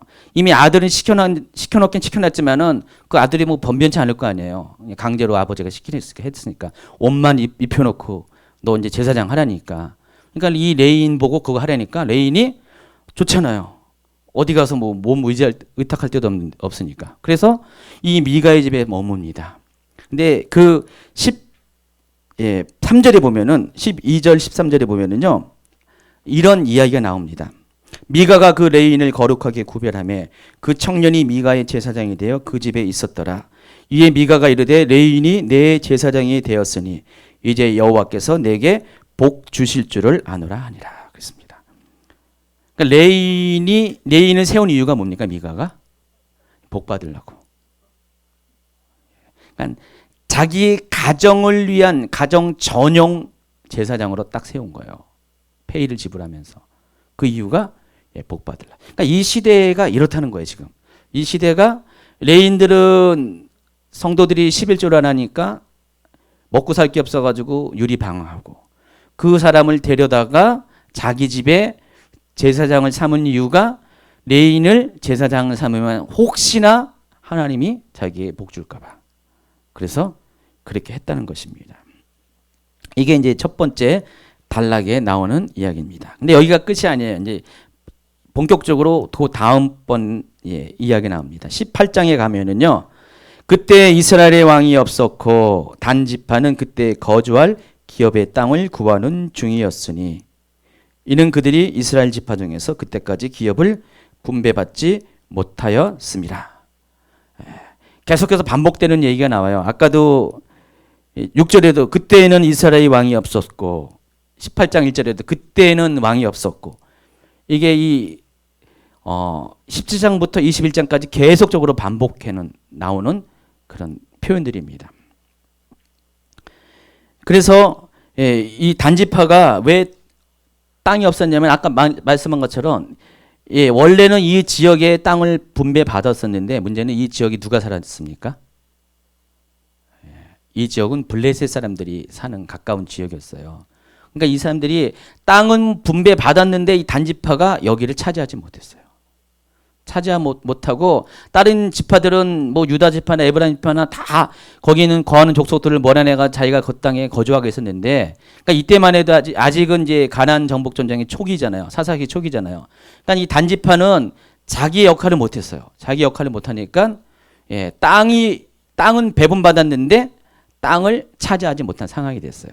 그러니까 이 사람들이 여기 보면은 에스다올이라는 곳과 소라라는 지역에 여기 두 부분이요. 요 지역에서 요 두 부분에서 임시적으로 살고 있었어요. 단지파가. 그랬는데 계속해서 이 왼쪽 서쪽 지역에서 해안 지역에서 블레셋이 자꾸만 압박해 오는 거예요. 그러니까 더 이상 여기에 버틸 재간이 없는 거예요. 블레셋 싸울 재간이 없어가지고 이 두 지역에서 이제는 이전해야 된다 해가지고 그들 중에서 5명을 정탐꾼으로 세웁니다. 보면은 계속 정탐꾼 얘기 나오잖아요. 5명을 정탐꾼으로 세워가지고 다른데 좋은 땅 있는가를 한번 알아보라고 보냅니다. 그래가지고 이들이 요 밑에서부터 이 에브라임 산지 쪽으로 올라가면서 위쪽으로 갈 때 그 길목에 뭐가 있었냐면은 바로 미가의 집이 있었다는 거예요. 그러니까 미가의 집에서 거기서 가다가 머뭅니다. 근데 거기서 하루를 유숙하는데 거기서 누굴 만나요? 누굴 만나냐면은 아까 그 얘기했던 그 레인, 젊은 레인 제사장을 만나는 거예요. 그러니까 물어봐요. 어떻게 네가 여기 와 있냐? 그랬더니 여차저차 해가지고 이렇게 해가지고 돼 있다. 그렇게 얘기 들었어요. 그러면 이제 이때 당시는 그래요. 자기들은 하나님 앞에 제대로 한 것도 없으면서 항상 그 레인과 제사장을 통해서 이렇게 대신해서 복 받는, 요즘도 그렇잖아요. 무슨 뭐 예언 사역자를 통해서 뭐 하나님한테 무슨 이렇게 예언 기도를 받아가지고 복, 그런 거 원하는 분들이 좀 있잖아요. 예. 이때 당시에 사람들하고 비슷한 그런 게 좀 있는 거예요. 그래가지고 이들도 물어봤어요. 예, 우리가 이 땅을 탐지하러 가는데 어떻게 갔냐 그랬더니 이 레인 청년이 하나님이 형통케 할 것이다 라고 약속을 했습니다. 그러니까 이들이 어떻게 됩니까? 그 말을 듣고 쫙 거슬러 올라가지고 여기까지 올라갑니다. 여기까지 올라가는데 여기 가보니까 진짜로 이 땅은 너무 좋은 거예요. 여기가 라이스성이네요. 예, 라이스. 이 라이스성에 가니까 사람들이 아주 평안하게 살고 먹을 것도 풍부하고, 특별히 이 라이스성은 아직 그 이스라엘 백성이, 이스라엘 민족이 아니었고요. 요쪽에 있는 시돈 쪽에 있는 같은 민족일 것 같아요. 예, 가지고 여기 살고 있는데 뭐 서로 고립돼가지고, 홀로 고립돼가지고 이쪽 그 통용도 안 하면서 그냥 평화롭게 잘 살고 있는 그런 도시를 발견해요. 바로 여기다. 그래서 우리가 이쪽으로 가야지 하고 다시 정탐을 마치고 쭉 내려와가지고요. 자기 민족에게 돌아가가지고 지파에 돌아가가지고 보고를 합니다. 보고를 하니까 다들 좋다. 그래서 그러면 우리가 당장 정복하러 떠나자 해가지고 단지파 사람들 중에서 600명의 군인을 착출합니다. 그러니까 600명의 군인이 여기를 정복하기 위해서 갑니다. 가는데 중간에 또 어디 들리냐? 미가의 집에서 또 하루 잡니다. 600명의 군인들이. 그런데 미가의 집에서 이들이 어떻게 했냐면, 당시 미가가 없었어요. 미가가 출타 중에 이들이 보니까 거기에 그 200세겔로 만든 신상과 에봇과 드라빔이 있었잖아요. 그것을 빼앗아 가는 거예요. 왜냐면 그것을 무슨 부적처럼 여긴 거예요, 이 사람들이요. 그래가지고 그것을 빼앗아 가니까 그것을 지키고 있었던 그 레인이 발끈합니다. 도대체 이거 왜 그러냐 했더니 너 조용히 해 하면서 갑자기 이들이 뭘 제의하냐면은, 너 그러지 말고 네가 한 집안의 제사장으로 있는 게 좋냐, 아니면은 한 지파의 제사장으로 있는 것이 좋냐, 한번 생각해봐라. 그랬더니 이 사람이 딱 생각해보니까 은 10세겔 받고 연봉 받고 여기 있는 것보다 단지파의 전체의 제사장이 되는 것이 좋다고 생각해가지고요. 그대로 수용합니다. 그리고 나서 원래는 이거 드라빔하고 에봇하고 이런 것들 다 보호해야 될 사람이 스스로 이것을 내줍니다. 그리고 따라갑니다. 따라가가지고 길을 떠납니다. 그랬더니 뒤에서 나중에 이제 미가가 얘기를 듣고요. 소식을 듣고 자기 동네 사람들하고 같이 쫓아서 옵니다. 와가지고 도대체 무슨 근거로 이것을 뺏어가냐? 왜 제사장과 이 물건들을, 귀한 물건을 뺏어가냐? 그랬더니 이때 당시에 그 600명 이 단지파가 뭐라고 했는가? 25절에 보세요. 단자손이 그에게 이르되 내 목소리를 우리에게 들리지 말게 하라. 노한 자들이 너희를 쳐서 내 생명과 내 가족의 생명을 잃게 하노라. 이 말이 뭐냐면은 내 목소리를 우리에게 들리지 말게 하라. 이게 우리는 이렇게 하니까 좀 이렇게 좀 아주 굉장히 거창한 말인 것 같잖아요. 쉽게 말하면 이거예요. 야, 말하지 마. 한 번 더 이따의 소리 들으면은 어떻게 할 거야? 너는 물론이고 너 가족들 전부 다 죽여버릴 거야. 말하지 마. 그러니까 이 미가가 가만히 보니까 600명이 딱 진치고 있는데 자기는 몇십 명밖에 안 되니까 상대해봤자 게임이 안 되는 것을 알고 스스로 꼬리를 내립니다. 꼬리를 내려가지고 26절에 보니까 단자손이 자기 길을 간지라 미가가 단자손이 자기보다 강한 것을 보고 돌이켜 집으로 돌아갔더라. 여기가 이제 두 번째 장면이 끝납니다. 그리고 단자손이 마침내 길을 떠나가지고 이 라이스까지 도달해가지고요. 어떤 일이 벌어지는가 볼까요? 27절 단자손이 미가가 만든 것과 그 제사장을 취하여 라이스에 이르러 한가하고 걱정 없이 사는 백성을 만나 칼날로 그들을 치며 그 성읍을 불사르며 그들을 구원할 자가 없었으니 그 성읍이 베드르 가까운 골짜기에 있어서 시돈과 거리가 멀고 상종하는 사람도 없음이더라. 단 자손이 성읍을 세우고 거기에 거주하면서 이스라엘에서 태어난 그들의 조상 단의 이름을 따라 그 성읍을 단이라 하니 그 성읍이 본 이름은 나있었더라. 이런 역사예요, 이게. 그래서 이 단지파는 어떻게 됩니까? 한마디만 해서 아나무인이고요. 이때만 해도요, 법이 통치하는 시대가 아니었고요, 힘이 통치하는 시대였다는 것입니다. 불과 출애굽해가지고 여호수아가 죽은 지 얼마 안 된 시대였어요. 바로 30절에 아까 읽어드린 것처럼 바로 이때에 이 레인이 누군가가 정체가 나오는데 바로 모세의 손자라고 합니다. 생각해 보세요. 모세의 손자가 이런 일을 합니다. 모세의 손자가. 이런 일을 할 정도로 이 시기는 여호수아가 죽고 장로들이 함께한 장로들이 죽으니까 아주 급격하게 타락을 한 거예요. 그러니까 레인들이 어떻게 됐어요? 자기 역할을 못했습니다. 오히려 이 돈의 명예에 쫓아가지고 불의한 일을 행합니다. 어떤 그 김보성 그 아저씨의 의리를 많이 들어야 되는데 의리 없는 막 일을 합니다. 그래서 금방 따라가가지고 지금 이 라이스 지역에서 백성들을 아주 평화롭게 사는 사람들 전부 다 칼날로 죽이는 이런 일을 동참해서는 안 되잖아요. 이 일에 다 동참해가지고 그래가지고 그때부터 이 요나단 가문이 이 모세의 가문이 이 단지파에 이 단지파가 없어질 때까지 제사장 노릇을 합니다. 단지파에 속한 제사장 노릇을 합니다. 이게 이제 17장 18장의 이야기예요. 이때 당시에 사사기 시대의 사회상이 어떠한가를 단적으로 설명합니다. 또 한 가지는 더 아주 참담한 이야기가 나오는데 기브와 첩사건이 19장 1절부터 등장하는데 19장 1절 볼까요? 이스라엘의 왕이 없을 그때, 이번에도 똑같이 표현하는 것이 이스라엘의 왕이 없을 때 에브라임 산지 구석에 거류하는 어떤 레위 사람이, 여기도 또 에브라임이네요. 유다 베들레헴에서 첩을 맞이했더라. 참 웃기지 않아요? 무슨 레인이 무슨 첩을, 그러니까 처음부터 좀 약간 김정정 강사님이 아주 처음 듣는 얘기했는데 어마무시? 어마무시한 얘기가 시작됩니다. 그렇죠?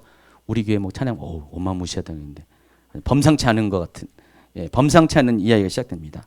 첩을 맞이했더니 문제는 이 첩이 또 한수 더 뜹니다. 행음하고 남편을 떠나, 첩을 맞이한 것도 문제인데 이 첩은 또 행음합니다. 간통을 합니다. 그랬더니 이 레인이 어떻게 됩니까? 이 첩을 데리러 가기 위해서 자기 살던 에브라임 산지를 떠나가지고 유다 베들레헴으로 내려갑니다.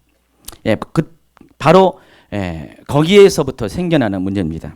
그래서 이 레인은 바람남 첩을 데려오기 위해서 처가를 방문합니다. 맨 처음에는 3일 머물고 4일 날에 떠나려고 했는데 그 장인이 하루만 더 묵고 가라고 그래가지고 할 수 없이 하루를 더 묵었어요. 5일째 되는 날 떠나려고 했어요, 아침에. 그랬더니 장인이 계속해서 붙잡습니다. 붙잡으니까 붙잡혔어요. 근데 가만히 보니까 계속 있으면 안 될 것 같아요. 그래서 저녁이 다 되는 무렵에, 해가 질 무렵에 오후에 돼서 이 사람이 도저히 안 되겠다 해서 5일째 되는 오후에 길을 떠납니다.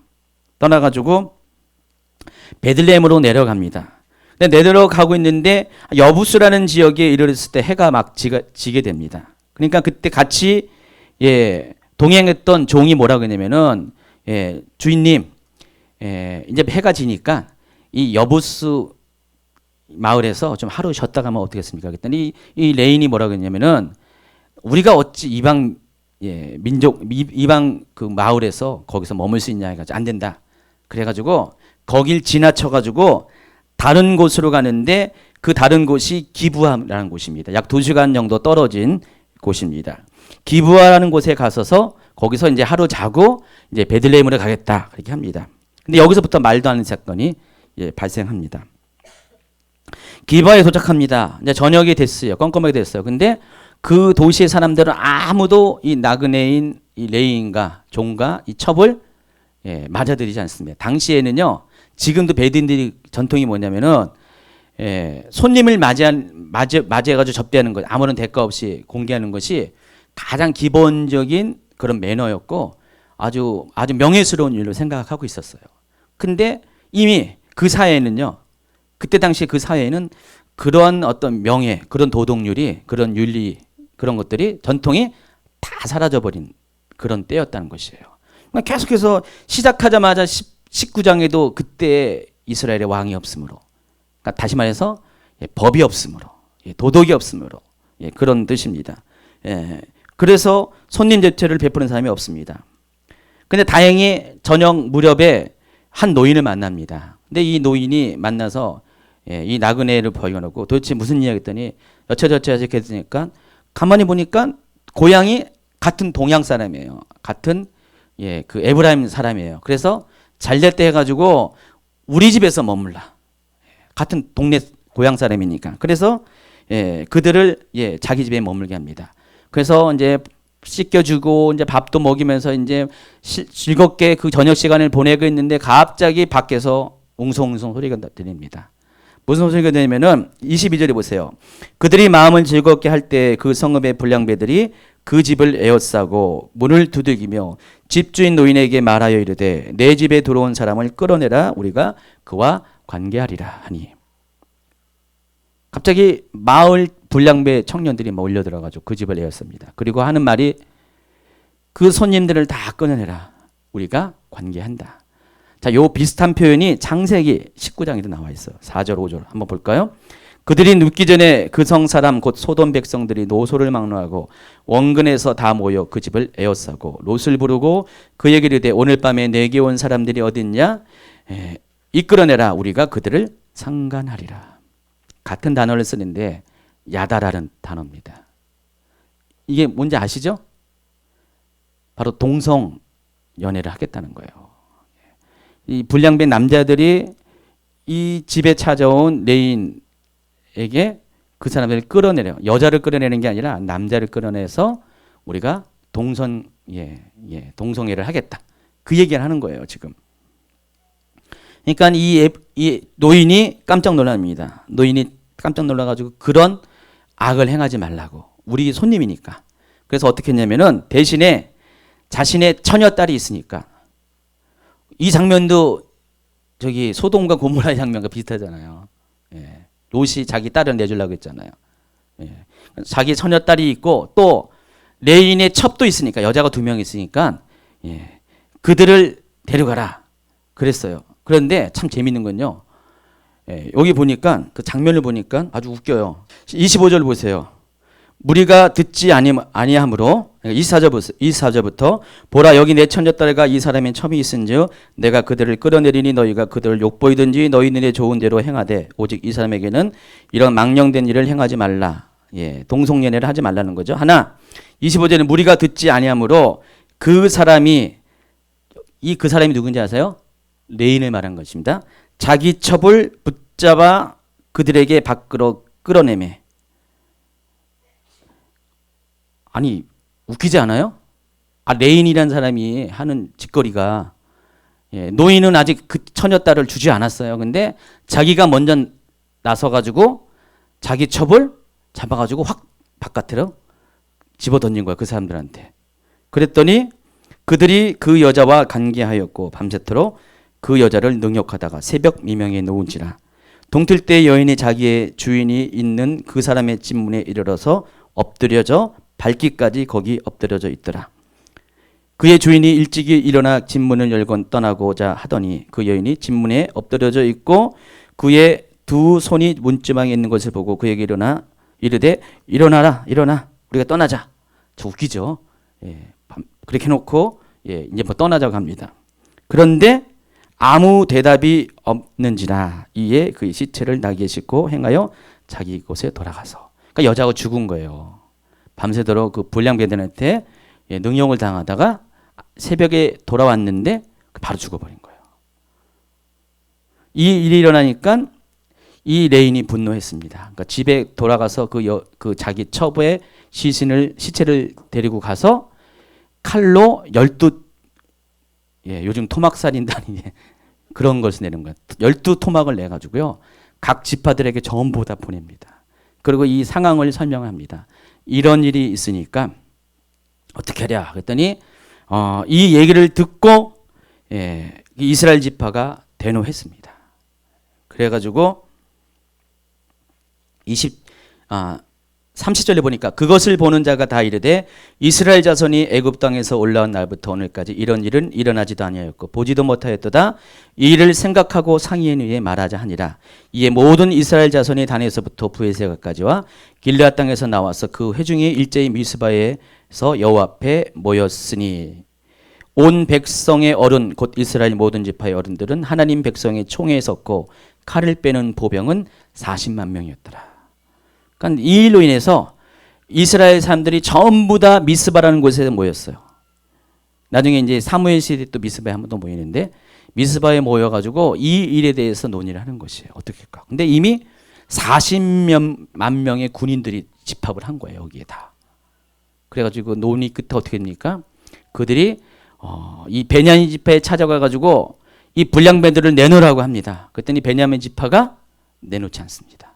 그리고 오히려 전쟁 포고를 합니다. 그래서 전쟁을 합니다. 예. 3번에 걸쳐서 전쟁이 일어나는데, 전투가 일어나는데, 예. 이런 식으로 보면은 이 기브아에서 이제 사건이 일어났잖아요. 그래서 40만 명의 이스라엘 군인들이 이 기브아에 집결을 합니다. 그래서 여기를 에워싸가지고 이 기브아의 불량배들을 이제 처단하려고 그랬는데 이 베냐민 지파 사람들이 이 얘기를 듣고 근처의 사람들이 전부 다 기브아로 몰려듭니다. 예, 이렇게 몰려들죠. 몰려들어가지고 여기서 이제 이렇게 진영을 이루게 됩니다. 그리고 이들을 내려주지 않고 오히려 전쟁을 해가지고 몇 번의 싸움을 거쳐서 근데 40만 명의 수는 40만 명이고 이 기브아 민족들은 한 2만 6천 명밖에 안 됐어요. 근데 싸웠는데 거의 한 15배가 됐는데 2번의 싸움에서 번번이 패해가지고 몇만 명씩 죽어나갑니다. 근데 재밌는 거는 이 기브온 사람, 이 베냐민 지파는요, 왼손잡이가 있는데 이 왼손잡이 중에서 700명이 아주 멀리서 돌을 던지면은요, 아주 그냥 정확하게 맞히는 아주 돌 던지기의 달인들이 700명이 있었어요. 그러니까 그 돌 던지기 달인들한테 전부 돌 맞아 죽었어요, 이게. 아니, 제 얘기가 아니라 성경에 나와 있는 거예요. 그래가지고 2번의 전투에서 다 패합니다. 그때마다 이 이스라엘 백성들 어떻게 하냐면 베델로 올라갑니다. 여기 베델 있죠, 베델. 베델로 올라가서 통곡을 하면서 하나님께 막 제사를 지면서 어떻게 됩니까? 어떻게 됩니까? 이미 두 번의 이 전투 가운데서 다 물어보면서 시작한 거였어요. 근데 하나님은 올라가서 싸워라. 근데 하나님 말대로 올라가 싸우니까 또 패배하고 또 올라가 싸우라 하니까 또 패배하고. 근데 3번째 했을 때 하나님이 이제는 그들을 너희 손에 붙이겠다 해가지고요. 여기서 3번째 전투에서 다시 싸움을 해가지고 이때 이 베냐민 지파들을 600명을 뺀 모든 사람들을 다 죽입니다. 모든 사람을 죽여요. 근데 이 군인만 죽인 게 아니라 이 이스라엘 지파, 나머지 지파들 어떻게 했냐면은 그 처자식까지 다 죽여버려요. 아이까지. 아이까지 다 죽이고 이 600명은 이제 사태가 이렇게 된 걸 알고 도망갑니다. 한 성으로 도망가가지고 거기서 이제 배수진을 치고 있고요. 그 사이에 25,100명의 모든 베냐민 그 군대는 다 죽고 심지어 민간인까지 전부 다 죽고 여기 베냐민에 속한 성들은 다 불타버립니다. 완전히 멸절된 거예요. 그러니까 그런 상황에 딱 끝나가니까 이때 이스라엘 사람들이 정신을 차리는 거예요. 우리가 뭐 했지 도대체? 생각해 보니까 우리 중에 한 지파를 우리가 멸절시키는 그런 끔찍한 일을 했다는 것들 나중에 깨닫게 되는 거예요. 그래서 그때부터 막 울기 시작합니다. 하나님 어떡합니까? 어떡합니까?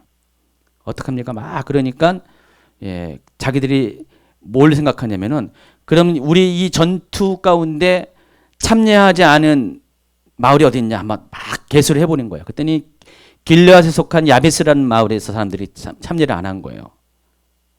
그러니까 이 사람들이 어떻게 했냐면은 여기 이제 쳐부수다가 갑자기 길르앗을 공격해가지고요. 길르앗 사람들 다 죽여버립니다.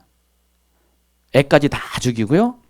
그 중에서 아직 남자를 알지 못한 처녀들 400명을 골라내가지고 그 처녀들만 살려냅니다. 그리고 12,000명의 사람들 다 죽여버려요.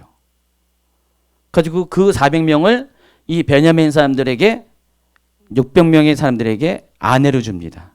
왜냐면 종족을 보존해야 되니까. 그러고 나서 200명이 부족하니까 여기 보면은 실로에서 이제 매년 포도주 축제가 있는데 거기에서 이 나머지 200명을 한테 얘기해 가지고 거기 가서 숨어 있다가 처녀들이 춤추러 나오면은 보쌈을 하라는 거예요. 보쌈 문화. 아시죠? 보쌈을 해가지고 실제로 이제 처녀들이 나오니까 200명을 보쌈을 해가지고 데려가가지고 자기들의 성읍에 가서 잘 살았더라 그 얘기를 하는 거예요. 근데 이 내용을 쫙 보시면 알겠지만은 말도 안 되는 얘기 나오잖아요. 무슨 레인이 첩을 넣고 그 첩이 행음을 해가지고 데리러 왔다가 사람 불량배들한테 이렇게 몰려가지고 그 뭐 불량배들이 이제 동성연애를 하자 그러고 그거 뭐 모멸하려고 이제 그 자기 첩을 낼랑 확 집어 던져버리고 줘버리고 밤새도록 능력당하다가 새벽 밀면 이름 죽어버리고 죽으니까 가만히 있지 않고 12토막을 내가지고 각 지파한테 보내고 지파들은 다 모여가지고 이 베냐민 지파 싸우다가 두 번에 실패를 했지만 나중에 베냐민 다 죽이고 600명만 남기고 민간인까지 다 죽여버리고 그것도 모자라가지고 같이 전투에 참여하지 않은 길리앗 야베스의 사람들 천엽 400만 메고 12,000명은 다 죽여버리고 이런 스토리가 여러분이 알고 있는 성경에 나와 있는 이스라엘 지파의 사람들의 이야기예요. 웃기지 않아요? 말도 안 되는 얘기가 여기에 기록이 되어 있어요. 사사기예요. 사사기 끝 무렵에 기록돼 가지고 사사기가 이렇게 진행되면서 이스라엘 사람들이 이렇게 타락을 했구나 라면 약간 손톱만큼 이해할 수도 있었을 뻔한데도 그것도 아니에요. 기록은 뒤에 나와 있지만 실제 상황은 사사기 초반부예요. 여기도 왜 사사기 초반부냐면은 20장 27절에 보면은요. 이 시대가 어느 시대냐면은 이스라엘 자손이 여호와께 물으니라. 그때는 하나님의 언약궤가 거기 있고 아란의 손자인 엘리아살의 아들 비누아스가 그 앞에 모시고 섰더라. 비누아스 누군지 아시죠? 이스라엘 사람들이 모압 여자랑 행음하니까 그것을 보고 있다가 족장 중 하나가 모압 여자를 자기 여기 텐트에 데리고 들어가니까 쫓아 들어가서 창으로 찔러서 죽여가지고 이스라엘의 악을 끊어버린 바로 그 사람. 아론의 손자. 아까는 모세의 손자. 여기는 아론의 손자. 육총지간인가요? 그렇게 되면 그 비누아스가 아직 멀쩡히 살아있는 그때예요. 비누아스는 광야 세대잖아요. 그럼 이건 사사기 초반부 시대예요. 이제 여호수아가 죽은 지 얼마 안 된 바로 그 시즌이에요. 근데 그 시즌에 이런 일이 생긴 거예요. 그 유명한 아론의 손자도 살아있고요. 그 유명한 모세의 손자는 엉뚱한 제사장 그 직을 팔아먹고 그렇게 의리 없이 이렇게 했던 바로 그 시대. 여러분 이해가 안 가잖아요. 어떻게? 아니 좀 전까지만 해도 한 몇십 년 전까지만 해도 그냥 여호수아가 오직 나와 내 집은 여호와만 섬겼다고 했을 때 여기 있을 사람 일로 아닌 사람 절로 했대. 전부 다 일로 모였잖아요. 그런 세대였는데 어떻게 이렇게 급속하게 타락을 했냐고요. 이해가 안 가잖아요. 그렇죠? 사사기 시대가 왜 340년 동안 그렇게 악순환을 죄의 악순환을 살 수밖에 없었는가를 살펴보면은 바로 이 사사기 초창기 시대부터 이들이 어떻게 어떤 모습으로 하나님 앞에 배반하고 배역하고 하나님 뜻을 순종하지 않는가에 대한 답이 나와 있는 거예요. 그래서 230페이지 보면 결론이 나와 있습니다. 뭡니까? 그때 왕이 없었기 때문에. 그때 왕이 없다는 얘기가 이 두 사건에 각각 두 번씩, 네 번씩이나 나옵니다. 17장, 18장, 19장, 21장. 그때 이스라엘 왕이 없으므로 사람마다 자기 소견에 오른 대로 행하였더라. 그때 이스라엘 왕이 없으므로 사람이 각기 자기의 소견에 오른 대로 행하였더라. 그러니까 왕이 없는 게 문제였어요. 왕이. 근데 여기서 이 왕은 나중에 사물 시대의 백성들이 요구했던 그 인간 왕이 아니에요. 겉으로 보면은 바로 그 왕처럼 보이지만은 여기서 왕은 바로 이스라엘을 진정으로 통치하시는 왕 대신 하나님이 이들 가운데 없었기 때문에 이런 일이 생깁니다. 근데 이것이 이스라엘 역사예요. 이것이 성경의 이야기지만은 교훈이지만은 이스라엘의 역사예요. 그리고 굉장히 이건 수치스러운 역사잖아요. 이런 일을 웬만하면 빼버려야지 창피하지 않잖아요. 근데 성경은 이스라엘 역사는 다 기록을 하고 있습니다. 왜 그랬습니까? 오늘날도 이런 일이 반복될 수밖에 없기 때문에 그래요. 아무리 우리가 광야의 출애굽의 놀라운 기사와 이적을 하나님의 행하신 것들을 다 경험한다 할지라도 그것이 바로 내 앞전 세대의 일이라 할지라도 그것은 이미 우리가 아버지 세대로부터 다 들은 신앙의 믿음의 고백이다 할지라도 우리에게 왕이 없으면요. 우리를 진정으로 다스리실 하나님의 통치가 없으면 우리는 다 이렇게 되는 거예요. 여러분 지금 오는 세대가 여러분 보기에 너무 급격하게 변하지 않아요? 그렇죠? 5년 뒤, 10년 뒤 상상을 못할 겁니다. 아마. 이 동성애 문제가 이 사회 가운데 이 정도까지 되는 거는 몇 년 안 됐어요. 어떻게 저렇게 난리치면서 이렇게 동성애 축제를 하고 여러분 자세한 거 다 봤죠? 겉모습 말고 진짜 거기서 축제 현장 가운데 있는 것들 다 사진 찍은 것 사진을 봤죠. 기가 막혔어요, 제가. 그게 이제 근데 그걸 버젓이 행하고 있어요. 근데 이게 그냥 날이면 날마다 되는 것들이 막 오픈될 거예요. 막 드러날 거고 막 생겨날 거고요. 저는 아마 5년 뒤, 10년 뒤는 아마 우리가 바로 이 이스라엘 백성이 이 기브아에서 일어났던 이 사건을 보고 기겁을 하는 것처럼 이런 일이 안 일어나는 일이라고 보장을 할 수가 없다는 것입니다. 지금 이 세대가 이렇게 점차 빠르게 왕의 통치를 잃어버린 세대로 변하고 있습니다. 이 왕 대신 하나님의 통치를 잃어버리는 세대로 바뀌고 있습니다. 자, 이 왕을 이 세상은 세상의 왕 또 이 마지막 때에는 주제인 바로 이 세상의 왕을 또 다스리는 그런 또 다른 왕이 있죠. 바로 적그리스도의 통치를 위한 그런 시스템으로 세상은 나아가고 있습니다. 그러니까 적그리스도가 우리를 통치하는 시스템은 딴 거 아닙니다. 세속주의, 인본주의, 또 우상숭배. 이걸 통해서 철저하게 하나님을 대적하고 배역하고 거부하는 세대로 우리를 만들어가는 것이 바로 사단의 전략이고 적그리스도가 통치하는 방식입니다. 지금 우리 시대가 지금 그렇게 가고 있어요. 가고 있기 때문에 여러분 정신 좀 똑바로 차리셔야 됩니다. 오늘 여기 경고한 것처럼 여러분에게 왕을 놓치지 마시기 바랍니다. 왕을 놓치지 말고요. 왕 대신 하나님을 여러분 계속 붙잡아야 돼요. 근데 실은 레인들부터 잘하면 돼요. 이 시대 주의 종들부터 잘하면은 백성들은 선한 영향을 받겠습니다. 저도 잘할 테니까요. 중보해 주시고요. 정말 여러분 이렇게 목회자들 중보하시기 바랍니다. 지금 목회자들이 막 넘어지잖아요. 목회자 넘어가니까 교회가 넘어가고 있잖아요. 마귀는 사단은 목회자를 넘어뜨리기 위해서 변수를 탑니다. 강원 양면을 다 쓰고 있어요. 이제 강하게 대하든지 아니면은 뒤에서 부드럽게 유혹을 하든지. 그러니까 목회자들이 깨어있지 않으면은 넘어갈 수밖에 없어요. 그러면은 목회자 한 명이 넘어가면은 최소한 수십 명에서 수백, 수천, 수만의 성도들이 이걸 말해서 도매금으로 팔립니다. 물론 소매금으로 살아나는 사람도 일부 있겠지만은 대부분이 그렇게 될 거예요. 여러분께 시대가 이렇게 되어가고 있다는 것들을 경각심을 갖기 바랍니다.